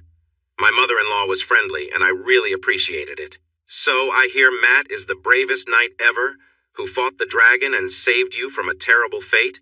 Judy asked Sharon. We were sitting in a spacious family room that I never thought I would see. Sharon and I were snuggled on a sofa while Judy sat with her feet tucked under her on another nearby seat. Judy was captivated by the story we shared. I think I even won her over a bit more when I chose tea instead of coffee. I wanted my drink in a big mug instead of a small cup, but Judy liked it anyway. He is my knight in shining armor, and he really did fight off the monster, Sharon said happily, holding my arm close. We were sitting comfortably, enjoying some soft music and a nice chat. Whoa, hold on, I said. Judy, you need to know that your lovely daughter was right there with me when that bear was coming at us. I was shooting at it with my gun, and Sharon found a rifle and brought it to me, walking straight towards the bear. When I fired all 6 shots, she handed me the rifle and started reloading my pistol. By the time I ran out of shots in the rifle, she had already reloaded the revolver for me. She gave it back and put a new magazine in the rifle. I shot 3 more times at the bear, and your amazing daughter was ready with the rifle when it finally went down. So, if there was a clumsy knight in this story, there was definitely a warrior princess, too. Sharon reached up, touched my face, and gave me a long kiss. Then she turned to her mother with a happy smile. My husband, she said proudly, patting my thigh. We talked for hours about our adventures, telling Judy about how many mountains we climbed, rivers we crossed on rafts, or waded through when they were shallow enough. We shared the special moment when we got married one beautiful morning with the wilderness waking up around us. Judy wiped away tears when Sharon shared that. She came over and hugged her daughter. They both shared an emotional moment. Thank you, son, Judy said after a while. Thank you so much. Then she moved around Sharon and hugged me tightly. Thank you for bringing my daughter home, Matt. Well, we kind of helped each other, I said softly. Judy patted my hand. I see. I know. You two are a great team. You fit well together. The love you have is clear to anyone. I do. I love him, Mom. I love him so much, Sharon said through her tears, making her mother tear up again. Well, come on, I said, feeling misty-eyed myself. You both know if anyone finds out I was crying, my reputation as a brave hero in this town is ruined, right? I tried to add some humor to lighten the mood. Sharon and Judy chuckled a little, and we started to loosen our group hug, so I guess I succeeded. I hope you both know that everyone I know will hear about your romantic trip, and about you defeating that tricky bear, and how you two care for each other. The whole state will know about it before I'm done talking, Judy promised. "Aw, Judy," I started to say. "Mom," she cut in with a bright smile. "Aw, Mom," I replied, then paused. Both women looked at me, waiting for me to continue. I shrugged. I have no idea what I was going to say, I confessed with a sigh. Lost my train of thought. They both laughed at me. I was just a guy, after all. We hugged again and settled down for more tea and stories from our adventure. My mom and dad arrived the next afternoon, and Mr. Kincaid was expected soon. Sharon, Judy, and I went to the airport to meet them and brought them back to the Kincaid home. We settled my parents in one of the guest rooms. Sharon and I stayed in what used to be her bedroom. We spent about an hour getting comfortable and sharing some stories. Judy was excited to tell about the bear encounter, filling the room with laughter as she spoke. I had to step in a few times when Judy exaggerated a bit, but her storytelling was so entertaining that we let her continue. Judy and my mom, Leah, connected right away, and Sharon charmed my dad in no time. Mom glanced at me when she first met Sharon, and I could tell what she was thinking. The last she knew, I was ending things with a woman named Mercedes, and this was clearly not her. I knew I would have to explain that later. When Bruce Kincaid entered the room, I half expected a grand welcome. I could almost hear the imaginary fanfare in the background. Mr. Kincaid sent his assistants off on tasks and removed his coat before looking me in the eye. He shook my hand, then did the same with my parents, giving Sharon a warm hug. It was clear he cared for her. I had been wondering about that. After introductions and some general chatting, Sharon's dad invited more like commanded me to join him in his study, which was just down the hall from the living room. Sharon and I had talked about this and how we were going to handle it. When we came out, I was a bit unsettled by his confidence. He seemed to believe he alone could decide what would make his daughter happy. He was quite sure a pilot like me should not even consider being her husband. I sat back down beside Sharon and smiled at her. She returned my smile with one of her own bright expressions. I nodded. Everything had gone just as she had warned me it would. Kincaid went to a side table and poured himself a good amount of brandy into a glass. Then he settled into a comfortable leather chair next to the fireplace. "So how did it go?" Sharon asked loudly. "They offered me $250,000 to leave Anchorage on the next flight and never return," I replied. Kincaid looked surprised. I wasn't supposed to say that. "Daddy!" Sharon cried out. "You only offered him that much?" She covered her eyes with her hands, seeming to cry in disbelief. "I'm offended. Are you offended?" she asked, turning to me. She stopped pretending to be upset. "I am," I said seriously, nodding. "Daddy!" she complained, turning back to him. "How could you? Only $250,000. Don't you love me, Daddy?" She put on a sad face. "I'm worth much more than that. Daddy, you should offer Matt at least $10 million. $20 million. What were you thinking?" Kincaid looked stunned. He tried to regroup. Sharon would not let him recover. She stood up and walked over to him. Her expression showed she was serious. "Daddy, let's be clear about this. You can accept that I will be with my husband for the rest of our lives. Or you can have the Ice Bitch Princess back, making life difficult for you and your friends," she said firmly, pointing her finger at him. "What's it gonna be, Daddy?" she asked, looking him in the eye. Mr. Kincaid looked around at us. He was smart and realized his daughter had set this whole scene up. He understood she didn't plan to let me go. He knew I had been listening to his offer. Outmaneuvered, he gave in. "Welcome to the family, Matt," he said, lifting his glass toward me.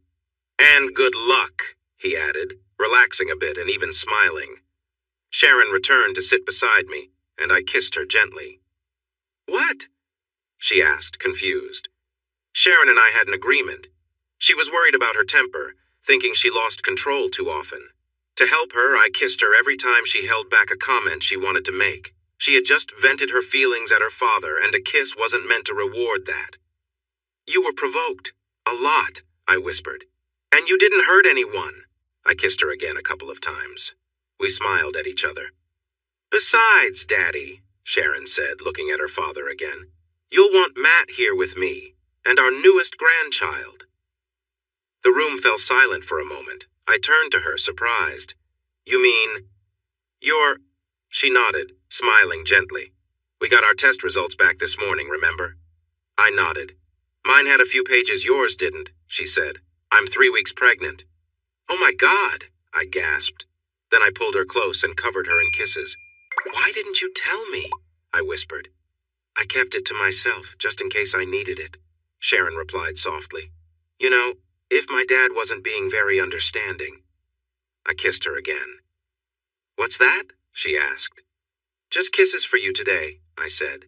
You defended me in our marriage, and now you're having our baby. You can't do anything wrong today, love. Then Sharon was pulled away by her mom and mine for hugs and congratulations. I got handshakes and well wishes from my dad and Bruce Kincaid, but no hugs. After the grandmothers were done with Sharon, I wrapped my arms around her and kissed her again. She held onto my neck and kissed me back. Once they finished, Judy sat on the arm of Bruce's chair. Do they remind you of anyone, you and me maybe? She asked Bruce while watching us. Bruce looked at us for a moment, then shrugged. Can't say they do, he replied. Judy elbowed him playfully in the ribs. He winced dramatically. I see where she gets it, I exclaimed. Everyone looked at me, confused. I'm always getting elbowed or pinched, I explained. Now I see she got it from her mom, I said with a grin. It brought a little laugh, easing the tension after a shaky start. Hey, Bruce, just asking for advice, I continued. Do you think a little discipline could help with that elbowing habit? He thought for a moment. I'll let you know, he said, taking the easy way out, and got another playful nudge, but he smiled back. I was starting to like my new father-in-law, and I thought he was warming up to me too. Dad had been looking outside, but as he walked back to his chair, I asked him, Hey, Dad, do you think a little discipline would work with Mom? Would it help with her more, energetic little pats? Dad raised an eyebrow and sat down without answering. He shook his head. Why not? I asked with a chuckle.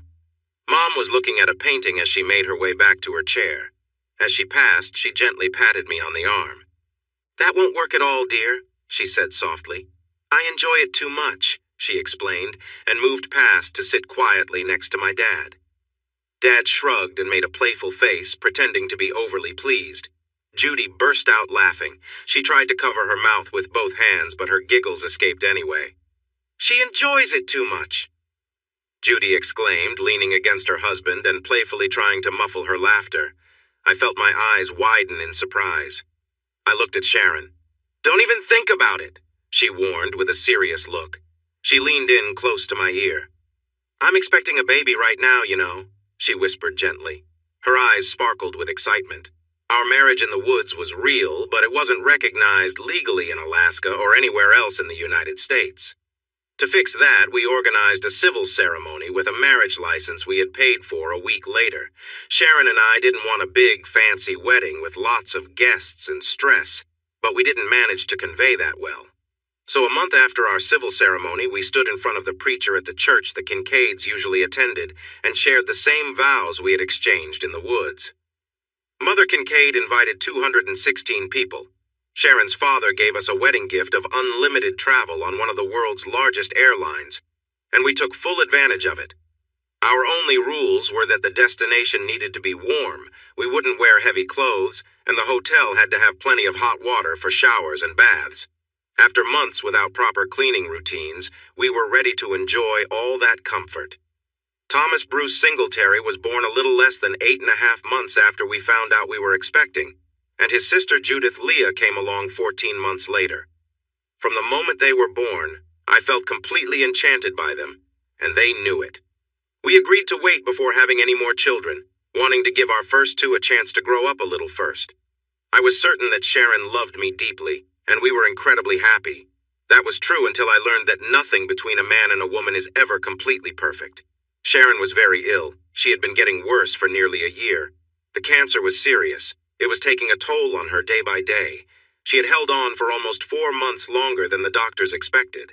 But as we returned to the hospital this time, we both knew she wouldn't be leaving. Her breathing was short and labored. The pain relief wasn't enough anymore. She was in a lot of pain, but she was fighting hard to stay alive for just 1 more minute to be with me and our 2 children. The suffering was overwhelming. I stood up from the chair by her hospital bed and leaned over my wife of just a few years. I kissed her lips. I wasn't sure if she could feel it, but maybe she could. For a moment, her breathing got steadier, then it turned into weak gasps. I leaned in to whisper in her ear, "Honey, I will always love you. Our son and daughter know you love them, and they love you too. We will all love you forever. You don't need to fight anymore. It's time to rest. I will take care of Tommy and Judy, and they will take care of me. Please don't worry. We will be all right." I kissed her forehead and her lips again, stroking her thin arms and face as I stayed close.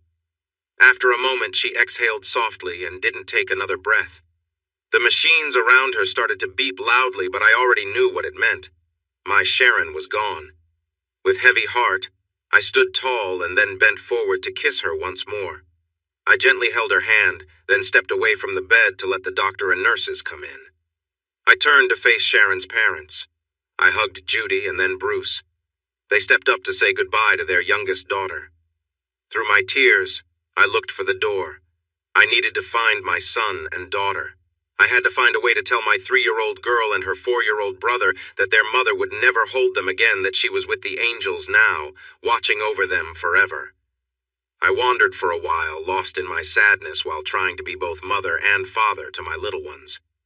I had to help them through their grief while dealing with my own, trying not to let our sadness take over. I found myself feeling bitter towards Anchorage, and even Alaska itself. My in-laws lived there, and we had always gotten along well, but the memories were just too much places Sharon and I had visited, things we had done together. Like animals seeking a safe place to heal, my children and I returned to Texas, where we wouldn't be reminded every day of our loss. Bruce and Judy, my children's grandparents, were not pleased with my choice, but they understood. They were well off and could visit us in Texas whenever they wanted. A trust fund set up by a great-aunt for Sharon matured the year after Tommy was born, and I received the funds after Sharon passed away. I didn't want the money. I tried to give it back, but my in-laws wouldn't accept it, and my great-aunt had passed away. So, I suddenly became a multimillionaire. I decided to use the money wisely and set up 2 trusts, one for each of my children to help them with school or whatever else they wanted to do in life. The extra money stayed in a bank, earning more for my kids and me than we could ever spend. At home, my parents decided they were done traveling around the country looking for the perfect RV campground. Now they planned to wander during spring and autumn. For summer and winter, they thought travel was just too much trouble. They welcomed me and my 2 kids back with open arms. My parents already had a 2-bedroom house on the north side of the city and a little cabin in the hills. They sold that house and moved to a 4-bedroom home, suggesting that my brother Tommy and sister Judy might want to visit more often. Mom and Dad were as happy as I had ever seen them. They got to spend time with their grandchildren and started enjoying spoiling them. They said that was their job as grandparents. I had just turned 36, but I wasn't worried about getting older. I didn't feel like time was slipping away from me. I had my son and daughter, and I was focused on taking care of them. My son Thomas was 5, and my daughter Judith was almost 4. Times had been tough after Sharon passed away. She had been sick for a long time, which felt like mourning even before her death. The kids didn't understand much about it, but they knew their mom wasn't in pain anymore, and that was something good. It didn't replace the loss, but it helped a little. I owned a business, or rather, I was a partner in one. I teamed up with Sharon's friend, Teresa Cunningham. We both had similar roles in the business world, and I asked her to join me after I left my father-in-law's company. Together, we created a consulting firm that looked at every part of other businesses and provided reports to help them improve. Teresa managed most of the daily activities, bringing me in only when major decisions or changes were needed. I had used some of the money from Sharon's trust to help start the business. I controlled 51% of the company, while Teresa and her husband Carl owned the other 49%. Eventually, I planned to make it easy for them to buy my share because I didn't want to work too hard. I just wanted to spend most of my time raising my 2 children, and that's exactly what I did. On a bright sunny day in Texas, my son and daughter convinced me to take them to a place that served pizza that looked like cardboard. In return, they could enjoy lots of small rides and games made for young kids. Even though Judy was not yet 4, She knew how to put a game token in the slot and clapped her hands joyfully while waiting for the game to start. Only after that would she hop on a ride or begin playing the game. Sometimes, I wasn't sure what the games were about, but my kids seemed to just know how to play. That was what mattered. They were having fun. I sat in a booth and watched them a few feet away on a ride. It was a merry-go-round that turned slowly. I thought I would be bored riding it myself, but they looked like they were enjoying themselves. I had helped them get on the ride before sitting down again. I felt responsible for making sure they were safe while we were there.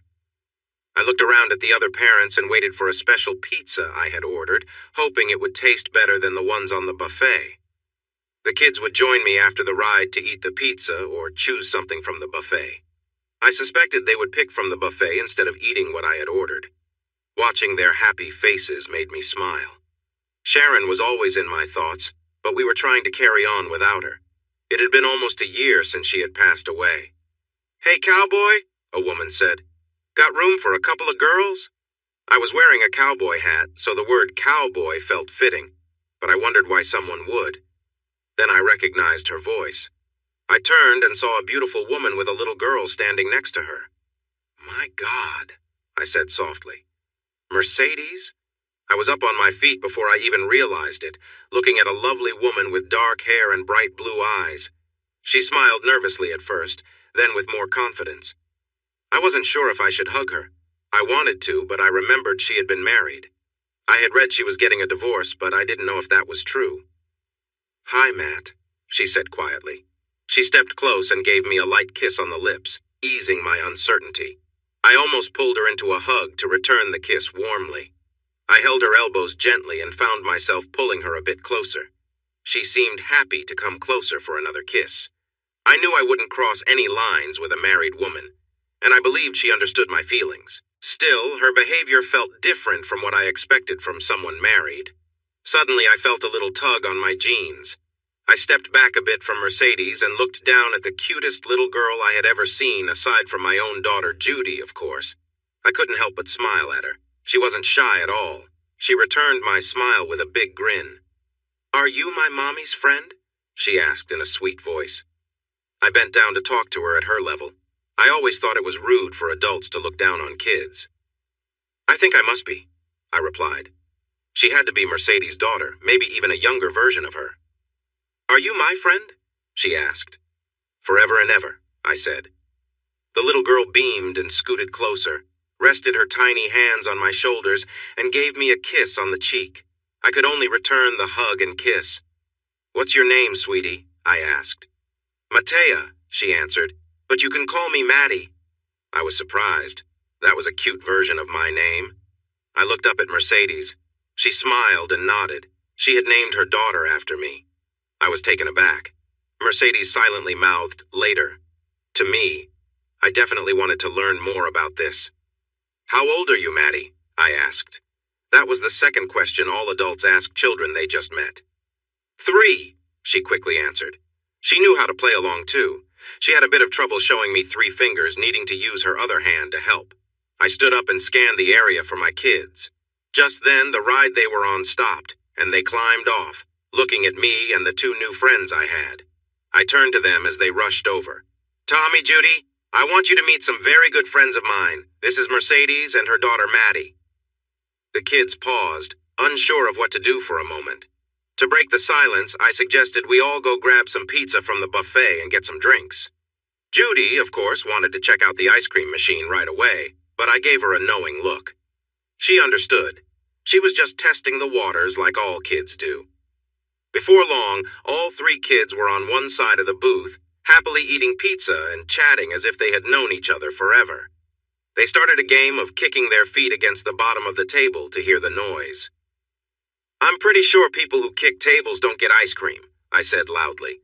The kicking stopped right away.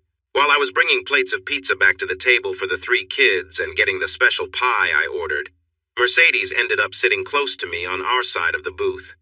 At first, there was plenty of space, but she quickly moved closer. We were sitting hip to hip, with our elbows touching. I didn't mind. I actually liked it, but I didn't get to ask a few questions, I said. Like, what brings you here and other things? I thought that might start a conversation. I didn't realize I was speaking loud enough for everyone to hear. How to find you? Maddie replied right away, pointing at me. Her voice cut through all the noise around us. I was surprised. I don't think my chin dropped, but it might have. I glanced at Mercedes. Her face was turning red. She wasn't looking at me. Maddie was thrilled at how her words affected the adults at the table. She smiled and repeated herself several times, moving around in her seat and making funny faces. My other kids joined in too. Shh, I said quietly. Eat your pizza, then we'll get some ice cream. Thank goodness for the magic of ice cream. They quieted down and took bites of their pizza. I looked at the still blushing Mercedes beside me, smiling at how cute the kids were. For the record, I said, I've been looking for you too, but my friend couldn't find you. You just vanished. You were looking for me? She asked, surprised. She met my gaze and her blush began to fade.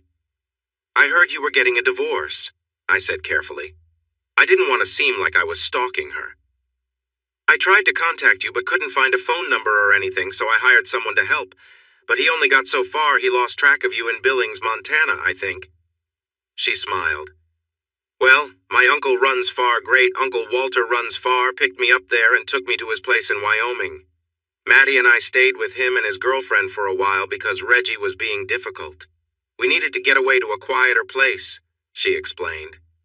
It worked, I said, smiling back. The investigator I hired said it seemed like you disappeared completely. I'm really glad you came, I said.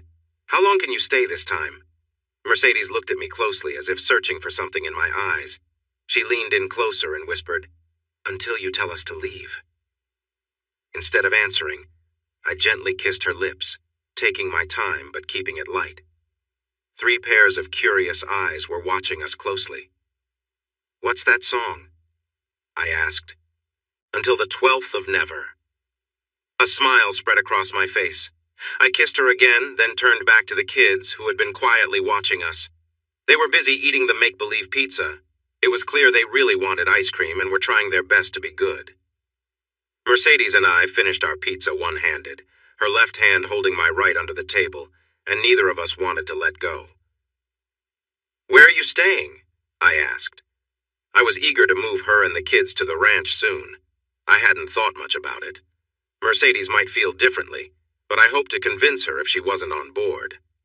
Mercedes laughed and glanced out the window. We just arrived, Maddie and I, plus my investigator. We were heading to the hotel when we spotted your truck. He recognized it, and I told him to pull in here, she explained with another chuckle. He's waiting in his car with our bags in the trunk. I laughed too. Mercedes and I felt like kids again. It seemed rekindling our past romance might be easier than I thought. This felt really nice. Do you want to stay out on the ranch with us? I asked softly. You still have? I nodded. Sort of same place, new house, I clarified. Can Joe? His name is Joe Conway. Put our things in your truck? Mercedes asked, showing no hesitation about staying at my ranch. I took out my remote key and pointed it towards the big glass window. I unlocked the front and back doors, then the tailgate. I only have 2 child seats, I warned.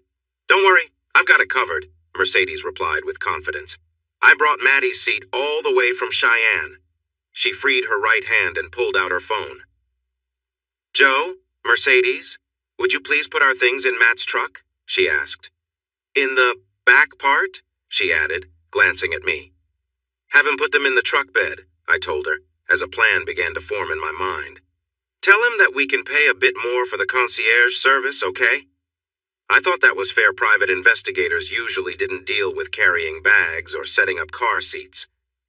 Daddy, my son Tom asked. I raised my eyebrows to show I was listening. Are Maddie and, CDs? He asked, glancing at Mercedes. Are they going to stay with us? He finished. I think so, I replied calmly. Mercedes has been my friend for a long time, and I think Maddie will be my friend too. And they can be your friends as well. What do you think? Tom shrugged. It didn't matter much to him. Okay, he said, accepting it all. Yay! Judy cheered happily. New friends sounded great to her. She paused, her eyes shining with excitement as she turned to Maddie. Do you want to ride horses? Maddie's eyes opened wide. Horses? She shouted, clearly excited by the thought of horse rides. She nodded eagerly. We had just about finished the pizza. There were only a few crusts left and one slice of mushroom resting in the center of a plate, but that was all. Ice cream cones were licked clean, leaving the three little faces covered in sticky cream as they tried out new games. Before he left, Joe had put Maddie's booster seat between Tom and Judy's, which I thought was nice. Tom's seat was still on the driver's side, right behind me, which was where he liked to be. Judy didn't mind, so everything was just right for the three kids. They all fell asleep within just a couple of minutes after we drove away. I had made sure to get comfortable bench seats put in the new pickup, both in the front and the back. I noticed Mercedes looking at the sleeping kids with a warm smile on her face. Since they were asleep, she unbuckled her seatbelt and moved closer to me. "If that's not the cutest back seat full of kids in the world, I don't know what is," she said with a joyful tone. I glanced in the rearview mirror and had to agree. 3 lovely children, and 2 of them were mine. "Baby," Mercedes said quietly. "I'm really sorry about Sharon," she continued. "That was so sad. She was such a wonderful woman," I replied. "She was a great wife and a fantastic mother, but she was in a lot of pain when she passed. It was tough on Judy and Tom, but we had time to prepare for it, and now we're slowly moving on," I explained. Mercedes gave my arm a gentle pat and kissed my cheek. "I have a message for you from Sharon," I said after a moment. Mercedes looked surprised and a little uneasy. A message from a wife who had passed could be more than a little unsettling. I glanced over at her. "Well, indirectly anyway," I said, giving in. I looked out the windshield at the road ahead. A couple of months before she passed, Sharon sent everyone away and had me lie next to her on the hospital bed so she could talk to me without tiring. I pointed at a building we were about to drive by. It was Jesse's barbecue where Mercedes and I first met. She recognized it right away. "Oh, honey, we have to go there soon, okay?" she said excitedly. I noticed she was calling me honey again, just like she did before we separated years ago. I liked it. It felt nice. "We will," I promised, giving her a reassuring pat on her thigh. "We will." Anyway, Sharon told me that when she was gone, she wanted me to find a woman to love and who would love me and our children. She made me promise, I said to Mercedes. Mercedes looked down, studying her hands in her lap. "So, I don't want to scare you away, but my dear wife asked me to find love and let my children be loved too, so if that's not what you want..." I paused, taking a moment to find the right words. "If you're not on the same page and it's going to be like last time..." "Stop there," Mercedes interrupted, pointing at a roadside park just ahead. I quickly braked and pulled in safely, making sure not to wake the kids. As we stopped, a cloud of Texas dust floated by the truck. Mercedes turned to me, threw her arms around my neck, and pressed her lips against mine. "I want you, I love you, and I'm not going anywhere," she promised. "I mean it. I'll be here with you until you tell me to leave. Do you understand, Matthew James?" I kissed her back and wrapped my arms around her. "You said the L word," I murmured. "We didn't do that last time, even though I wanted to." "I know," she replied softly. "I wanted to too, but if we had, we wouldn't have been able to separate and do what we needed to do." My voice was low and filled with emotion. "But this time, little dove that calls at morning," her Cheyenne name, "I'm going to say at morning, noon, and night. So if you're not ready for..." "Just say it," she urged. "I love you," I said without hesitation. "I love you. I love you too," she replied sweetly, letting out a happy sigh as she rested her cheek on my shoulder. We stayed there for a few more minutes, sharing kisses in comfortable silence.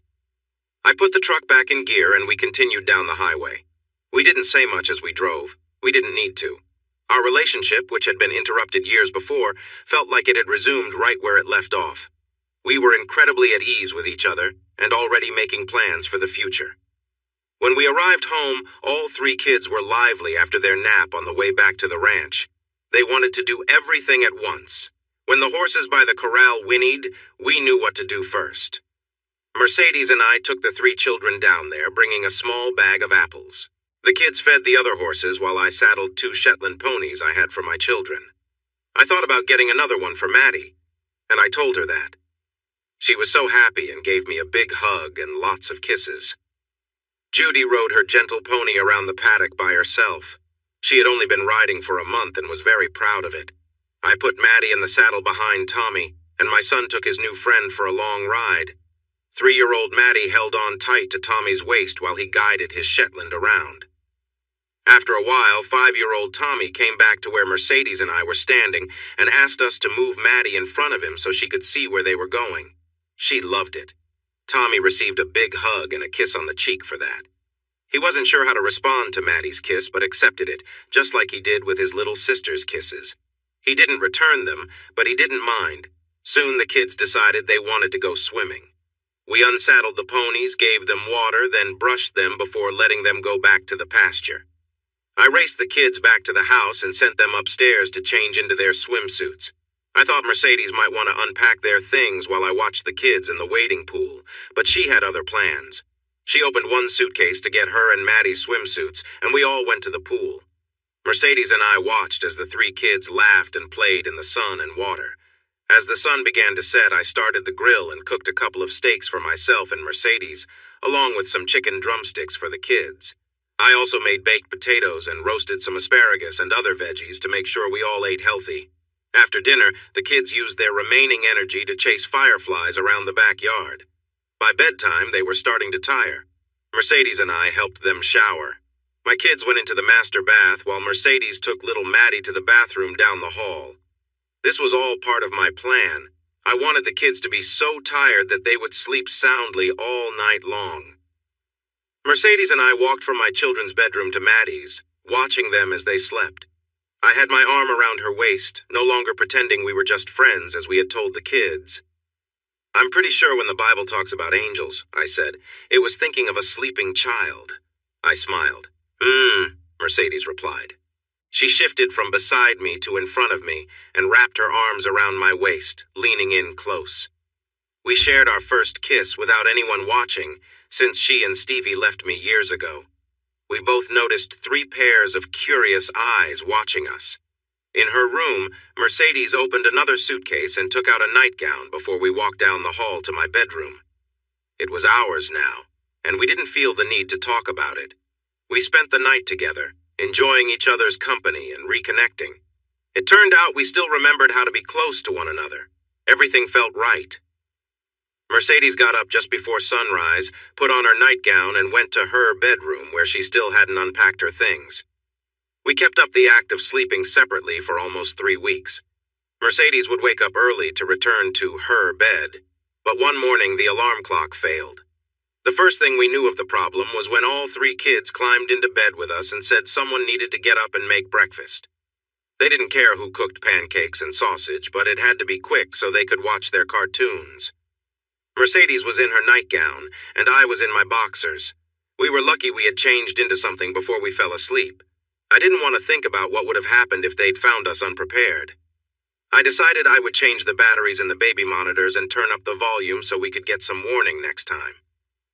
Once we got caught, Mercedes officially moved into the master bedroom with me. To our surprise, none of the kids seemed worried that Maddie's mother was now sleeping with Tommy and Judy's father. They didn't mind at all. We had expected a lot of confusion and questions. Feeling encouraged by how well they accepted our closeness, Mercedes and I sat them down to talk about parents. I explained that I wanted to be a father to all 3 of them and that Mercedes would be their mother. I told Tommy and Judy that their mother was in heaven watching over them, but that Mercedes would be there for them every day. They took the news very well. They had already built a close friendship with Mercedes, and she felt the same way about them. Maddie, whose father had been away since before she was born, wondered if I would be her daddy. She asked if I would still read stories to her like we had been doing for weeks. When she learned I would read even more stories and that I would always be around, she was very excited. We thought telling our parents would be difficult. We expected them to give us lots of advice about taking our time and making the right choice. We didn't think they would be against it, but maybe a little hesitant. Since they were nearby, we decided to go to my mom and dad's house first. As soon as my parents hugged the 3 children, Maddie, Tommy, and Judy ran off to the backyard. Tommy and Judy wanted to show Maddie the sandbox and swing set that Dad had built for them. That left Mercedes and me with my parents, where we accepted a glass of Mom's lemonade and prepared for the conversation we knew was coming. "Mom," I said after taking a big sip of lemonade, "this is Mercedes." I added, "We're going to get married." I told Matt I didn't really need an introduction. Mercedes joined in before my parents could respond.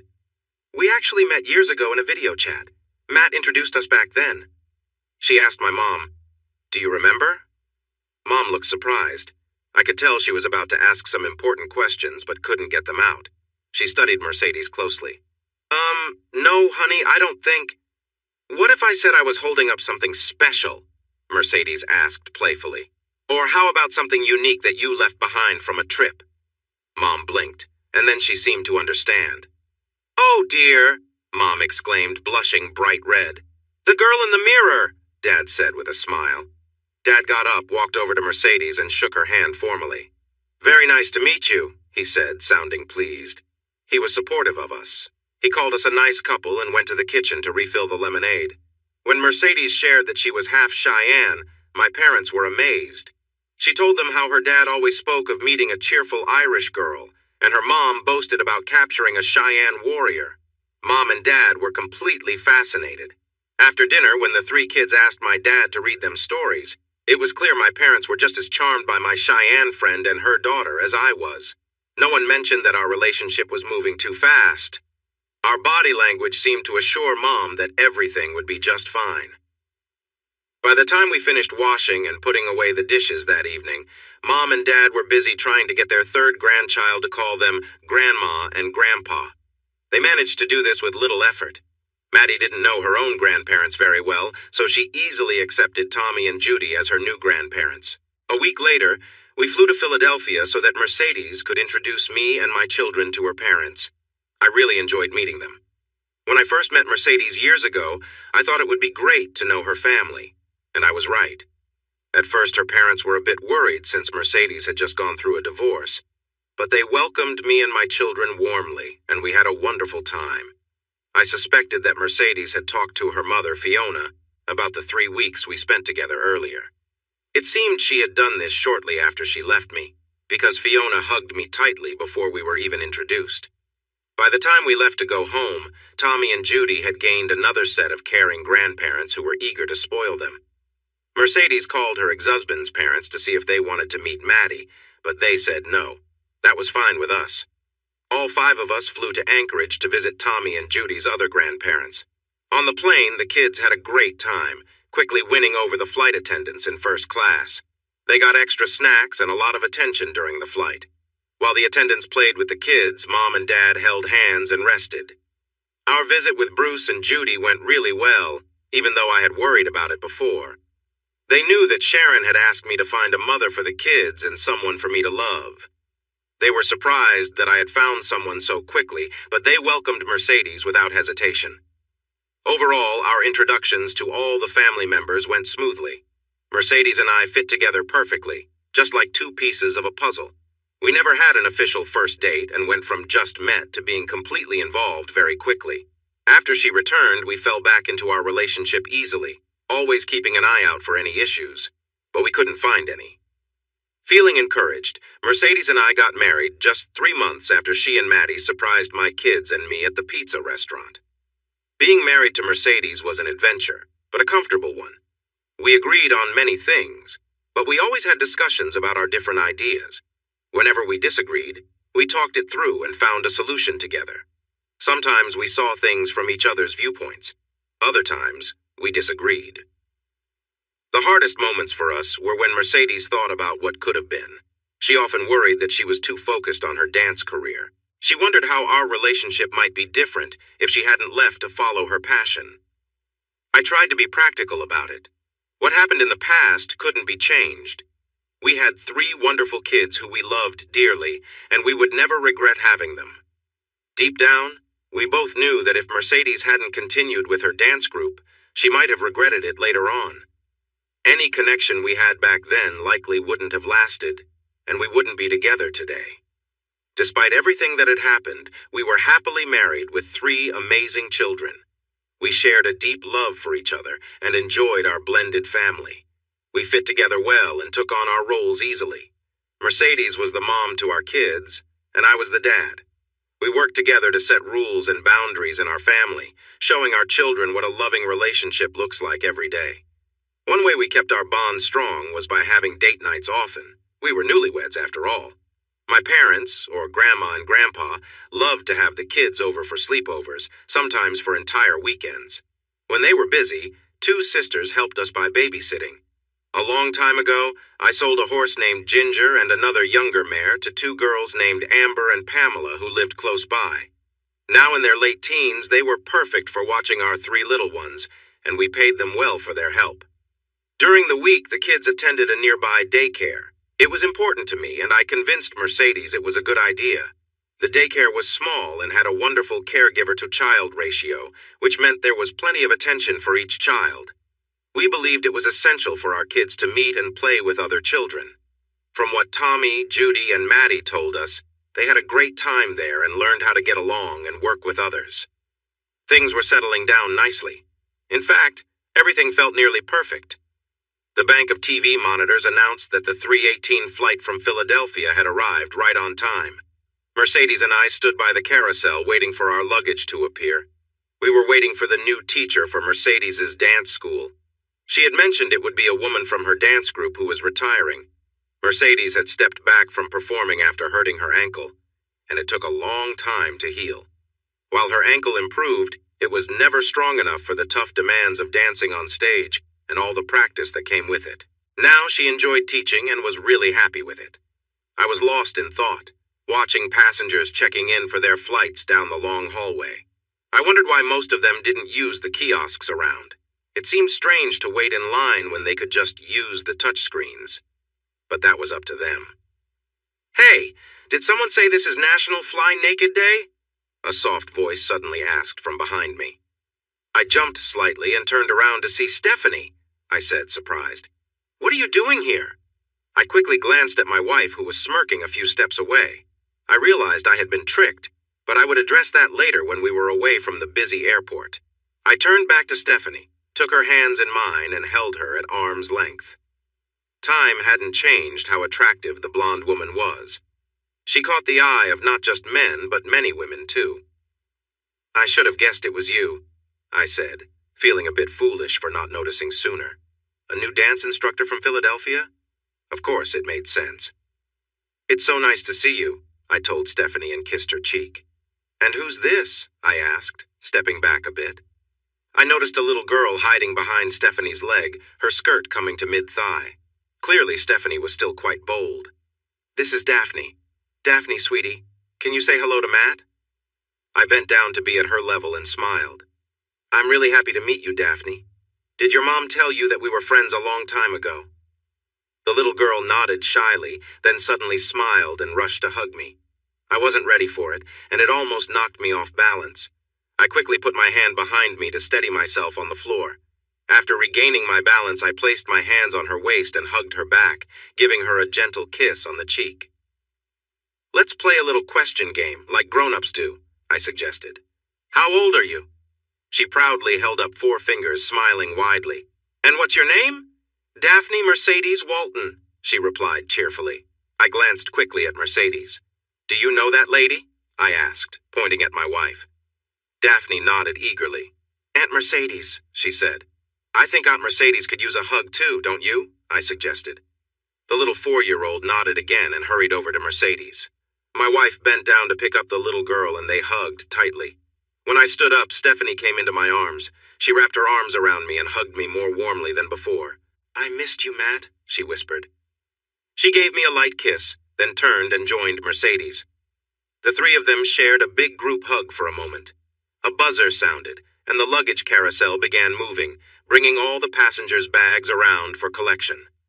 Stephanie pointed out her and Daphne's bags as they passed by so I could grab them and set them down. Mercedes and Stephanie each took a large suitcase and rolled them toward the exit while I pulled 2 big duffel bags. Thankfully, they had wheels behind me. Little Daphne put on a small pink backpack covered in bunnies and walked along with us to the temporary parking. I loaded everything into the back of the pickup, climbed into the driver's seat, and adjusted how my firearm was secured. The airport should be a safe place, but things can happen. I started the engine and turned on the air conditioning. Mercedes and Stephanie were already deep into what looked like a long conversation, and Daphne was listening closely. "So, where are we going?" I asked, though I pretty much knew the answer. "The guest room is all set up," Mercedes answered calmly. I had known where we were headed. I just wanted to confirm it. At home, Daphne was reunited with Maddie and met Tommy and Judy, who welcomed her without any hesitation. Tommy did ask if I had any friends with little boys, but he didn't seem too upset about it. Before long, all 4 kids ran outside to the playground we built in the backyard. Mercedes and Stephanie continued their lengthy chat, and I sat on the deck to watch the children play. "Talk to me," I told Mercedes when I finally managed to get her attention. We were in bed and I had rolled her onto her back after a long moment of affection. "About Stephanie?" she asked innocently. "Yes, about Stephanie," I replied firmly. "What's going on?" "She needed a job. I had a job for her. She's like my little sister, you know that. I love her. I wanted her to work with me in the studio, and she agreed. She came down here, and I want her to live with us so I can have my sister around all the time, okay?" There was nothing aggressive in her explanation. It was clear she had thought this through. In truth, none of it caught me by surprise. "But the last time you brought Stephanie here, it felt like you wanted to pull us apart," I said clearly. "Why do you want to create distance between us now?" Mercedes laughed lightly. She didn't seem worried at all. She put her hands on the back of my neck and leaned in for a sweet kiss. "That didn't really work out back then, did it?" she said gently. "You and Stevie got along really well and we ended up like the 3 Musketeers, right?" Well, not exactly. The 3 of us had shared a close bond for 2 of the 3 weeks I was with Mercedes back then, an intense relationship that filled our days. I didn't remember Dumas writing about the Musketeers in such a way. I shifted uncomfortably in bed, and Mercedes wrapped her legs around mine, holding me in place. "Mercedes," I started, "we're married now, not single, and, well, we can't just—" I was glad that Stephanie wasn't here to cause trouble, but there were still some tricky feelings to work through. "Shh," Mercedes whispered softly in my ear. "Stevie came here to help me at the dance studio. I really care about her, and I want her close. She will be a good friend for you too, honey. She's not going to come between us, okay?" I didn't respond right away. Her words were sinking in, but I needed a moment to think. Mercedes moved closer and playfully adjusted her nightgown. In an unexpected moment, I found myself swept away. I didn't get the chance to ask anything more. It worked out. We found our rhythm again, creating a new version of our trio, but this time without the old ways. Mercedes and I were a typical married couple, and Stephanie was our guest. Well, she helped a lot around the house for a guest. We split up all the chores. Since we didn't have a working ranch, there wasn't much to do outside.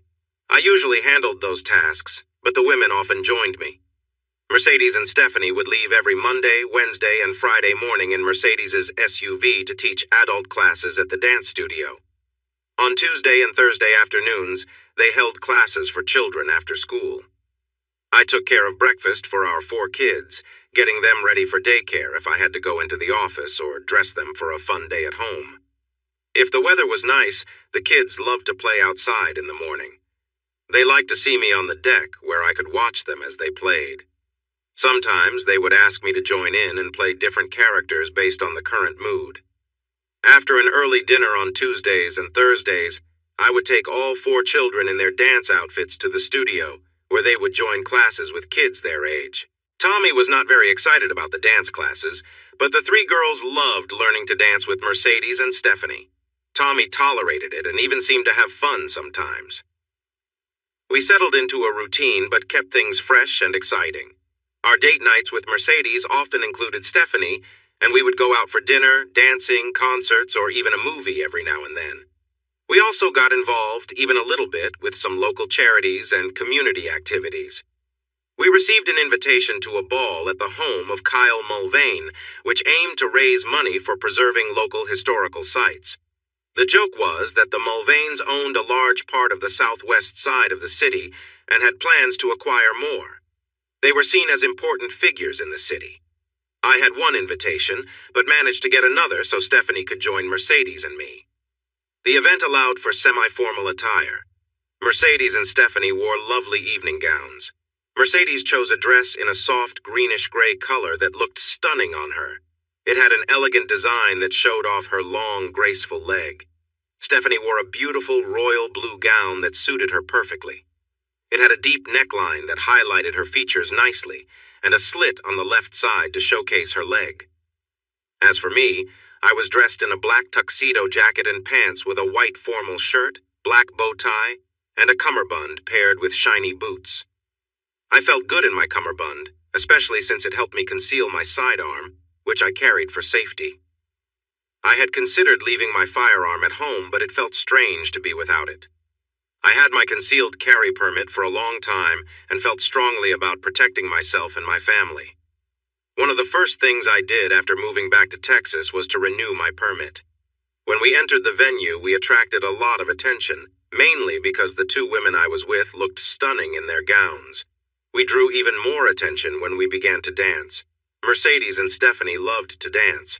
They had performed professionally for years and now taught dance at their own studio in the city. They wanted me to enjoy dancing too. Before I met Mercedes and Stephanie, I knew a little about shuffling my feet and holding on to a pleasant partner while dancing. But when I spent time with them, they took my dancing to a new level. I often thought of myself as someone who wasn't very good at dancing, yet my two friends encouraged me to try harder the more we danced together. They had even created a new dance step made for two women and a man. I felt more like a prop, there to highlight Mercedes and Stephanie's dancing talents. They could have used a mannequin instead, but since I could actually move, they chose me instead. The dance we performed was based on a routine they had used while traveling with a performance group. We were always moving and close to each other. After practicing for months, I was finally starting to feel confident enough to enjoy holding each lady in my arms while we danced together. It was a lot of fun. Who wouldn't enjoy being in the middle of two lovely dancers? People seemed to enjoy watching us too. We attracted more attention the longer we danced. I hadn't noticed it, but we'd moved quite close to the small stage where the band played. When the song ended, I saw the band leader smiling at us and clapping silently, signaling me to look behind. When I turned around, I saw that we had created a clear space around us on the dance floor, and there was a nice round of applause for our performance. I bowed awkwardly. Mercedes and Stephanie curtsied and smiled. We walked off the dance floor toward the bar. It was fun, but dancing with them was quite a workout. The girls were greeted by a group of men and women at one end of the bar. People welcomed Mercedes and Stephanie with big smiles and plenty of compliments. I decided to be helpful and went to the other end of the bar to get 2 glasses of white wine for them and a bottle of flavored water for myself. As the bartender finished pouring the wine, I heard a loud commotion where I left my dance partners. "Let's see them! You've been showing off all night, now let's go!" My head turned quickly. Stephanie was being confronted by a short, round man who seemed too aggressive. I caught a brief glimpse of him reaching toward her and tearing at her dress. I reacted before I had a chance to think and rushed over to help her. I must have run, but I don't remember doing it. Time has a way of slowing down during a crisis. Suddenly, I found myself behind and to the right of the man bothering Stephanie. I had just a moment to see her eyes on me. She didn't seem scared, she was just waiting for me to fix everything. I grabbed the man by his shoulder and spun him around. Then I hit him in the stomach with all my strength. As he doubled over, his chin hit my knee hard. He fell back, hitting the floor with a thud, bleeding and unconscious. I started to go after him, thinking about kicking him, but it was clear he was already out. I turned around to find Stephanie and pulled her into my arms. She held on tight around my waist. "Are you okay?" I asked gently, looking into her eyes. She nodded and rested her cheek against my chest, holding on even tighter. After a moment, I pulled back slightly, took off my jacket and draped it over her to cover her up. There was a lot of chaos around us. Some people were asking what had happened, while others were trying to explain. Not everyone had seen everything from the start, so the stories began to stray from the truth. I scanned the room for Mercedes. She was close by, looking worried. Mercedes held up her phone. Even in fancy places, everyone has their phones these days. "I got it all on video," she shouted with excitement. "I filmed everything. That guy tried to hurt Stephanie right here, and I caught it all." Her voice cut through the noise and silenced the crowd for a moment. I nodded in agreement, turned Stephanie around, and caught Mercedes's eye. We began to move toward the stairs we had come up. Just a few steps from the first one, a very tall man in a tuxedo blocked our way. "Mr. Mulvane wants to see the lady's phone," he said calmly. He pointed to a man standing by a column. That was Mr. Mulvane, and he didn't look happy. His face showed he was anxious and angry. "No," I replied quickly, but I didn't feel aggressive. "I'm not doing that." I tried to get past the big guy on my right, but he pushed his hand against my chest to stop me. He looked at Mercedes and made a gesture asking for something while keeping me in place. When I moved, his other hand grabbed my shoulder tightly. "Look down!" I said in a low, angry voice. I was not happy at all. He ignored me, thinking he was in charge. I pressed the gun I had taken from its holster against his stomach. "Look down!" I warned him. Finally, he looked down and realized things had changed. He wasn't in control anymore. My finger was resting on the trigger, ready to pull. Glocks have a safety built into the trigger, and I had already disengaged it. If I squeezed even a little more, it would fire. "It's aimed upward," I said in a calm tone. "If I start shooting, I could hit you right in the heart. Do you understand?" He nodded and slowly raised his hands to show they were empty. "Do you have a weapon?" I asked. He nodded. "It's small at my back," he explained. "Take it out," I said. "Slowly. Just your left hand. Use your thumb and finger only." He followed my instructions carefully. I reached over with my left hand and took the gun from his relaxed grip. I stepped back a few feet, keeping my weapon aimed at him the whole time. I noticed some people behind me gasp. It was clear to them now that I had a gun pointed at the big guy. "Get on your belly," I ordered. He did so right away. "Stephanie, Mercedes." I signaled for the two women to move to my left and lowered my arm so my gun was pointed down. I made sure my finger was safely alongside the gun's frame. In no time, the three of us moved up the steps, across the lobby, and out the door. I left the bodyguard's gun on a table as we walked by. An unsuspecting valet brought our SUV to the front, and we drove away quietly. After that, things went smoothly. No one tried to stop us. A few police cars rushed past us a couple of miles down the road, but they didn't notice us at all. Our trip to McReady Airfield continued without any problems. I had owned the airfield for almost a year, but I kept its original name. Many of our weekend visitors, who were my best customers, recognized this place by its old name. They used it because they were familiar with it. Shortly after we arrived, our SUV was parked next to the hangar, and we boarded the twin-engine Cessna that had brought us to the city. I started the takeoff while Mercedes and Stephanie were still fastening their seatbelts. 42 minutes after taking off, we landed, secured the plane, and a little later we were safely back in our ranch house. Thanks to our security system, we knew we were safe there. However, things were not quite settled. By the next afternoon, detectives in the big city had identified everyone involved. They worked with the county sheriff from our area to come and interview us. In fact, there were enough of them to form a 6-vehicle group that drove through our gates to the main house.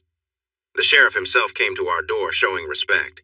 He knew my dad had served as sheriff during some tough times in the county, and that many older residents remembered him well. When the current sheriff saw Dad, he was very polite and courteous. Inside, Stephanie, Mercedes, and I gave the city officers the written statements we had prepared and answered their questions, as long as they seemed genuinely interested in understanding what had happened. We also shared a copy of the video that Mercedes had recorded on her phone. But as soon as the youngest detective asked a tricky question, one of our lawyers stopped the questioning with a firm statement, making it clear that we would not answer any further questions. The detective looked frustrated at this, and his colleagues noticed. One of the officers was from the district attorney's office, and she seemed to know all the lawyers I had brought in that morning. When a detective looked at her for guidance, she just shrugged. She couldn't intervene. She knew my lawyers were excellent, especially considering how much I was paying them. I hoped they would be worth the cost. Another group of my lawyers was already at the DA's office, pushing for immediate action against the person who had attacked Stephanie, arguing that he should be charged with serious offenses. 3 weeks and 4 days later, it was all resolved. The person responsible turned out to be Mr. Mulvane's youngest son. Mulvane attempted to defend his son's actions and even tried to blame Stephanie. Our lawyers quickly took action against Mulvane's and the city's attorneys, ready to challenge them in court for blaming the victim. Our main lawyer seemed eager to confront them publicly. Seeing the pressure, the Mulvane team started to retreat. It was like a snowball rolling downhill. Under this pressure, the district attorney charged Doofus with 3 serious crimes and various lesser charges. There were even more videos of the incident, in addition to the one Mercedes filmed, and none of them favored the Mulvanes. Eventually, Doofus pleaded guilty to 1 charge and received a 6-month jail sentence. But this kept him out of a Texas prison, although he did get a felony on his record. Initially, the district attorney wanted to show leniency toward the Mulvanes and charge him with a minor offense. But our lawyers made sure the local news was fully aware of the situation. The DA had narrowly won his last election and wanted to avoid any issues with a wealthy opponent like me in the future. The DA's office tried to make a case out of the fact that I had used a weapon, but we argued that the large bodyguard's actions were inappropriate and crossed a line. A video showed the big man pushing my chest, which stopped any further claims against me. If he had taken Mercedes's phone, that would have led to even more legal trouble, including theft and tampering with evidence. Fortunately, the DA decided not to pursue any charges against me. My lawyers were let down. They had hoped for more work if the DA had decided to move forward. Stephanie's lawsuit against the Mulvanes for creating an unwelcoming environment was quickly settled to avoid even more negative attention. Out of nowhere, Stephanie became a millionaire, and Mulvane even covered her legal fees. Afterward, our lawyers returned to Dallas. I stopped spending so much on their services, and calm returned to our ranch. I foolishly thought things would stay like that. A few weeks later, my parents came by to take all 4 kids. Stephanie's little girl, Daphne, was welcomed as one of my parents' grandchildren. They were heading out for a long weekend camping trip in my parents' big RV. I didn't think staying in a comfortable RV counted as camping, but everyone has their own idea of fun. Based on a video call we had earlier that evening, the kids were all enjoying themselves. Mom and Dad couldn't stop smiling. Having 4 grandkids all to themselves without the parents around was Mom and Dad's perfect dream. I was in bed, and since Mercedes wasn't with me, I was looking through the cable provider's movie channel lists for films to save and watch later. I was enjoying some quiet time without worrying about any child-related emergencies that might come up unexpectedly. The hallway door opened and Mercedes walked in. She surprised me. I thought she was in the bathroom and would come into the bedroom that way. I was even more surprised when Stephanie stepped into the room right after my wife. Both women were wearing sheer black robes that didn't hide much. I quickly pulled the covers up to hide my middle because I suddenly felt a little flustered. "Matt, dear, we have a problem," Mercedes said, sounding serious. I could almost hear a cartoon character saying, "uh-oh," in my mind. Mercedes sat on the bed to my right and took control of the remote. Stephanie sat on my left but kept some distance between us, looking beautiful and confident. Mercedes started the DVD player, scrolled through some options, and selected a clip named Stephanie. It seemed like she had it ready to go. "Watch this," Mercedes insisted. It was the video from the Mulvane incident, which I was familiar with. I watched as a guy acted foolishly around Stephanie and then reached for her gown, tearing it down. Stephanie's reaction was one of surprise rather than fear, even though others nearby surely reacted loudly. Suddenly, I appeared from the side, grabbed the guy, and pushed him away quickly. I felt good about how I handled it, using enough strength to protect Stephanie but holding back my anger. All my lawyers agreed it was the right move. It kept things clear, so I wouldn't face any trouble from the authorities. The clip ended with me putting my jacket around Stephanie to cover her. "Did you see it?" Mercedes asked, full of emotion. I wasn't sure what she meant other than the obvious. "I've seen it before, yes," I replied, unsure of her point. Mercedes started the video again. "Look closely, Matt. Watch Stephanie's face. Watch her eyes." I followed her advice as she played the clip slowly. I didn't notice much I hadn't seen before. I shrugged, wanting to contribute to the conversation, but I felt like I was losing the chance to speak up. I wasn't sure what my wife wanted me to see. Mercedes climbed up onto the bed and I made space for her, shifting under the blanket closer to Stephanie, who stayed on top of it and safe. My wife pointed the remote at the player and replayed the video in slow motion. "Do you see?" Mercedes almost whispered. "Our Steffi isn't afraid of that guy she's looking at you coming to help her. See?" That seemed to be true. Stevie wasn't focused on the strange man. She seemed to be looking at me as I came into view. She didn't even flinch while I stepped in. When I turned back to her, she just looked up at me, wrapped her arms around me, and rested her face against my chest. Mercedes rewound the tape to where Stephanie was gazing up at me and paused it. She leaned over and kissed me gently. "Honey," she said softly. "Steffi wasn't scared. She knew her hero was coming to save her. And you did." She paused for a moment. "See how she looks at you. You can tell my sister has feelings for you, and you know it." I took a deep breath. I couldn't deny what Mercedes said. "And here's what Mrs. Stanley caught on her phone," Mercedes added, anticipating any defense I might have. She played another short clip that showed me quickly taking off my jacket and putting it around Stephanie to comfort her. When it ended, Mercedes backed it up to my face, looking down at Stephanie. "And darling," Mercedes murmured, "you care for her too." I didn't know what to say. What she said was true, although I had been trying to convince myself otherwise for a while. I couldn't argue with what Mercedes was telling me. The video spoke for itself. "Honey," I started in a shaky voice. "I would never—" I stopped, looking at Stephanie. I didn't want to hurt her feelings, but I needed to reassure my wife. "Sweetheart," I tried again, "I could never betray you. I wouldn't do that to you." While I was sorting through my thoughts, Mercedes had turned off the DVD player and dimmed the lights to a warm glow. Then she stood up and let her robe slide down to the floor. I noticed movement on my left.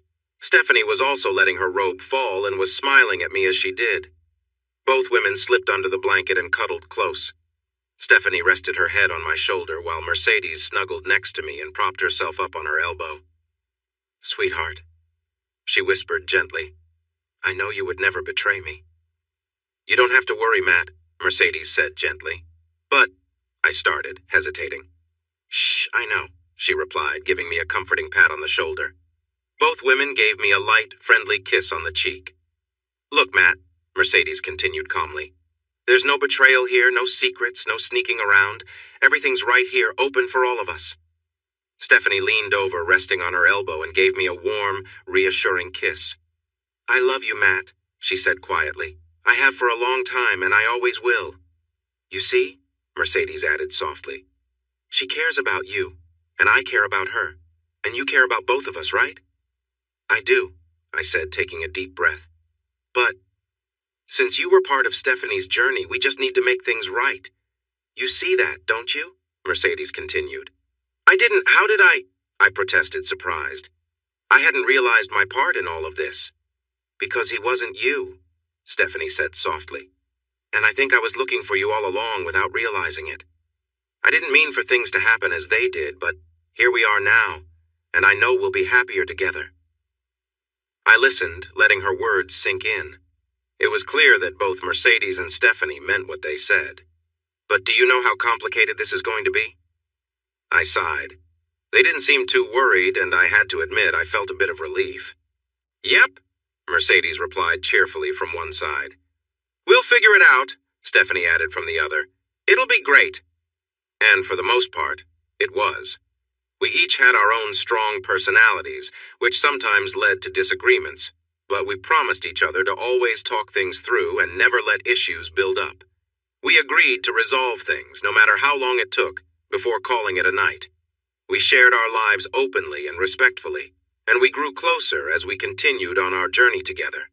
Each day brought a new understanding, and while there were challenges, we faced them as a team, finding joy and strength in our connection. When we wanted to spend some quality time together, we made sure to find ways to do it often. We decided that the three of us needed more time with each other than a typical couple. To manage this, we frequently asked my parents or local teenagers to watch over the 4 kids. My parents loved all the kids and enjoyed seeing them as much as they could. Whenever my parents needed a break or had other plans, we would call on Amber and Pamela to help with babysitting. They were happy to help and were well compensated for their time. After Pam went to college and Amber married a local guy, they recommended other babysitters who could watch the kids overnight or on weekends. There were always plenty of sitters available in the area, and we used them often. Before the oldest kids started school, I adopted Maddie and Daphne. Maddie was named after me. Mercedes' husband didn't mind since he didn't want kids, and he easily agreed to give up his rights as a father.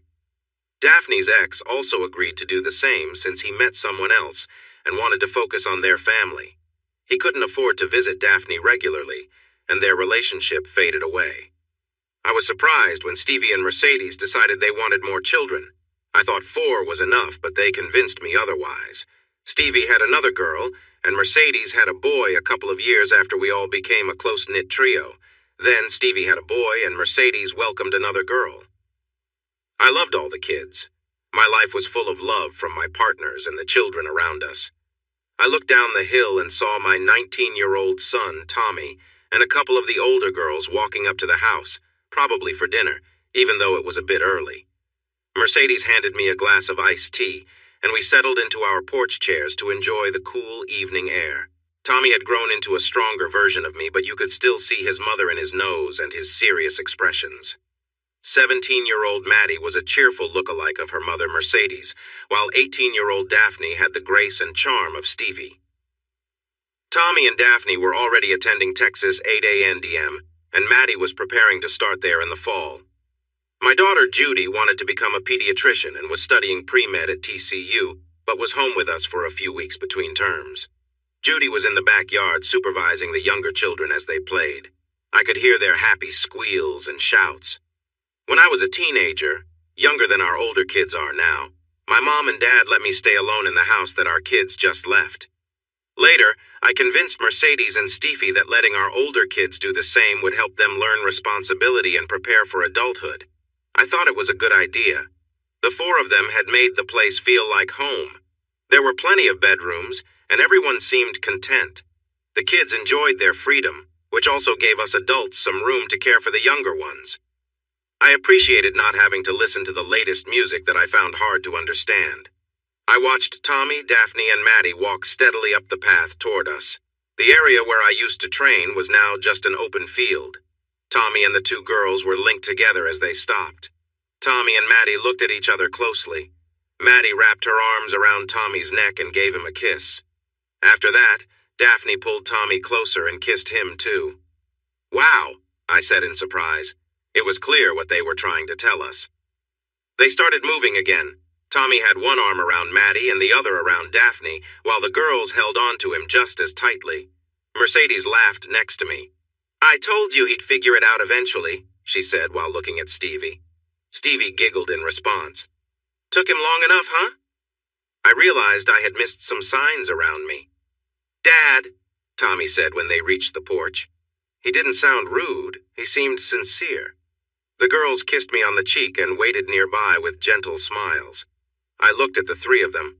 I tried to look serious, but I couldn't manage it. "You all know how tricky things can get, right?" I asked as I looked at each of them.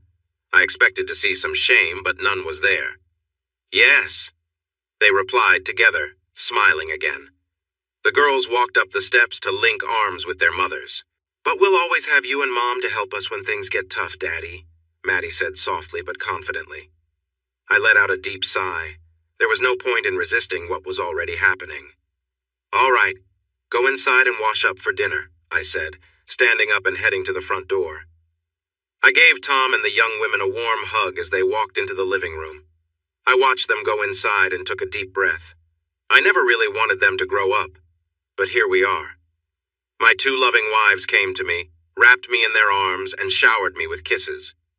After a while, I opened the screen door and invited them in. I closed it behind me and headed around the house to find our little ones playing in the backyard. I wanted to hug them and have fun before they got older. I have met and loved 4 women in my life. 1 hurt me, 2 went away but then returned, and 1 left me alone. From all of them, I've learned that life keeps moving forward and it's a wild journey. You better hold on tight because the surprises can really shake you up if you're not ready. Hey everyone! Thanks for watching. Don't forget to subscribe and turn on notifications so you won't miss any of the exciting stories we have coming up. What do you think about the characters in this story? Let us know in the comments. We'd love to hear from you.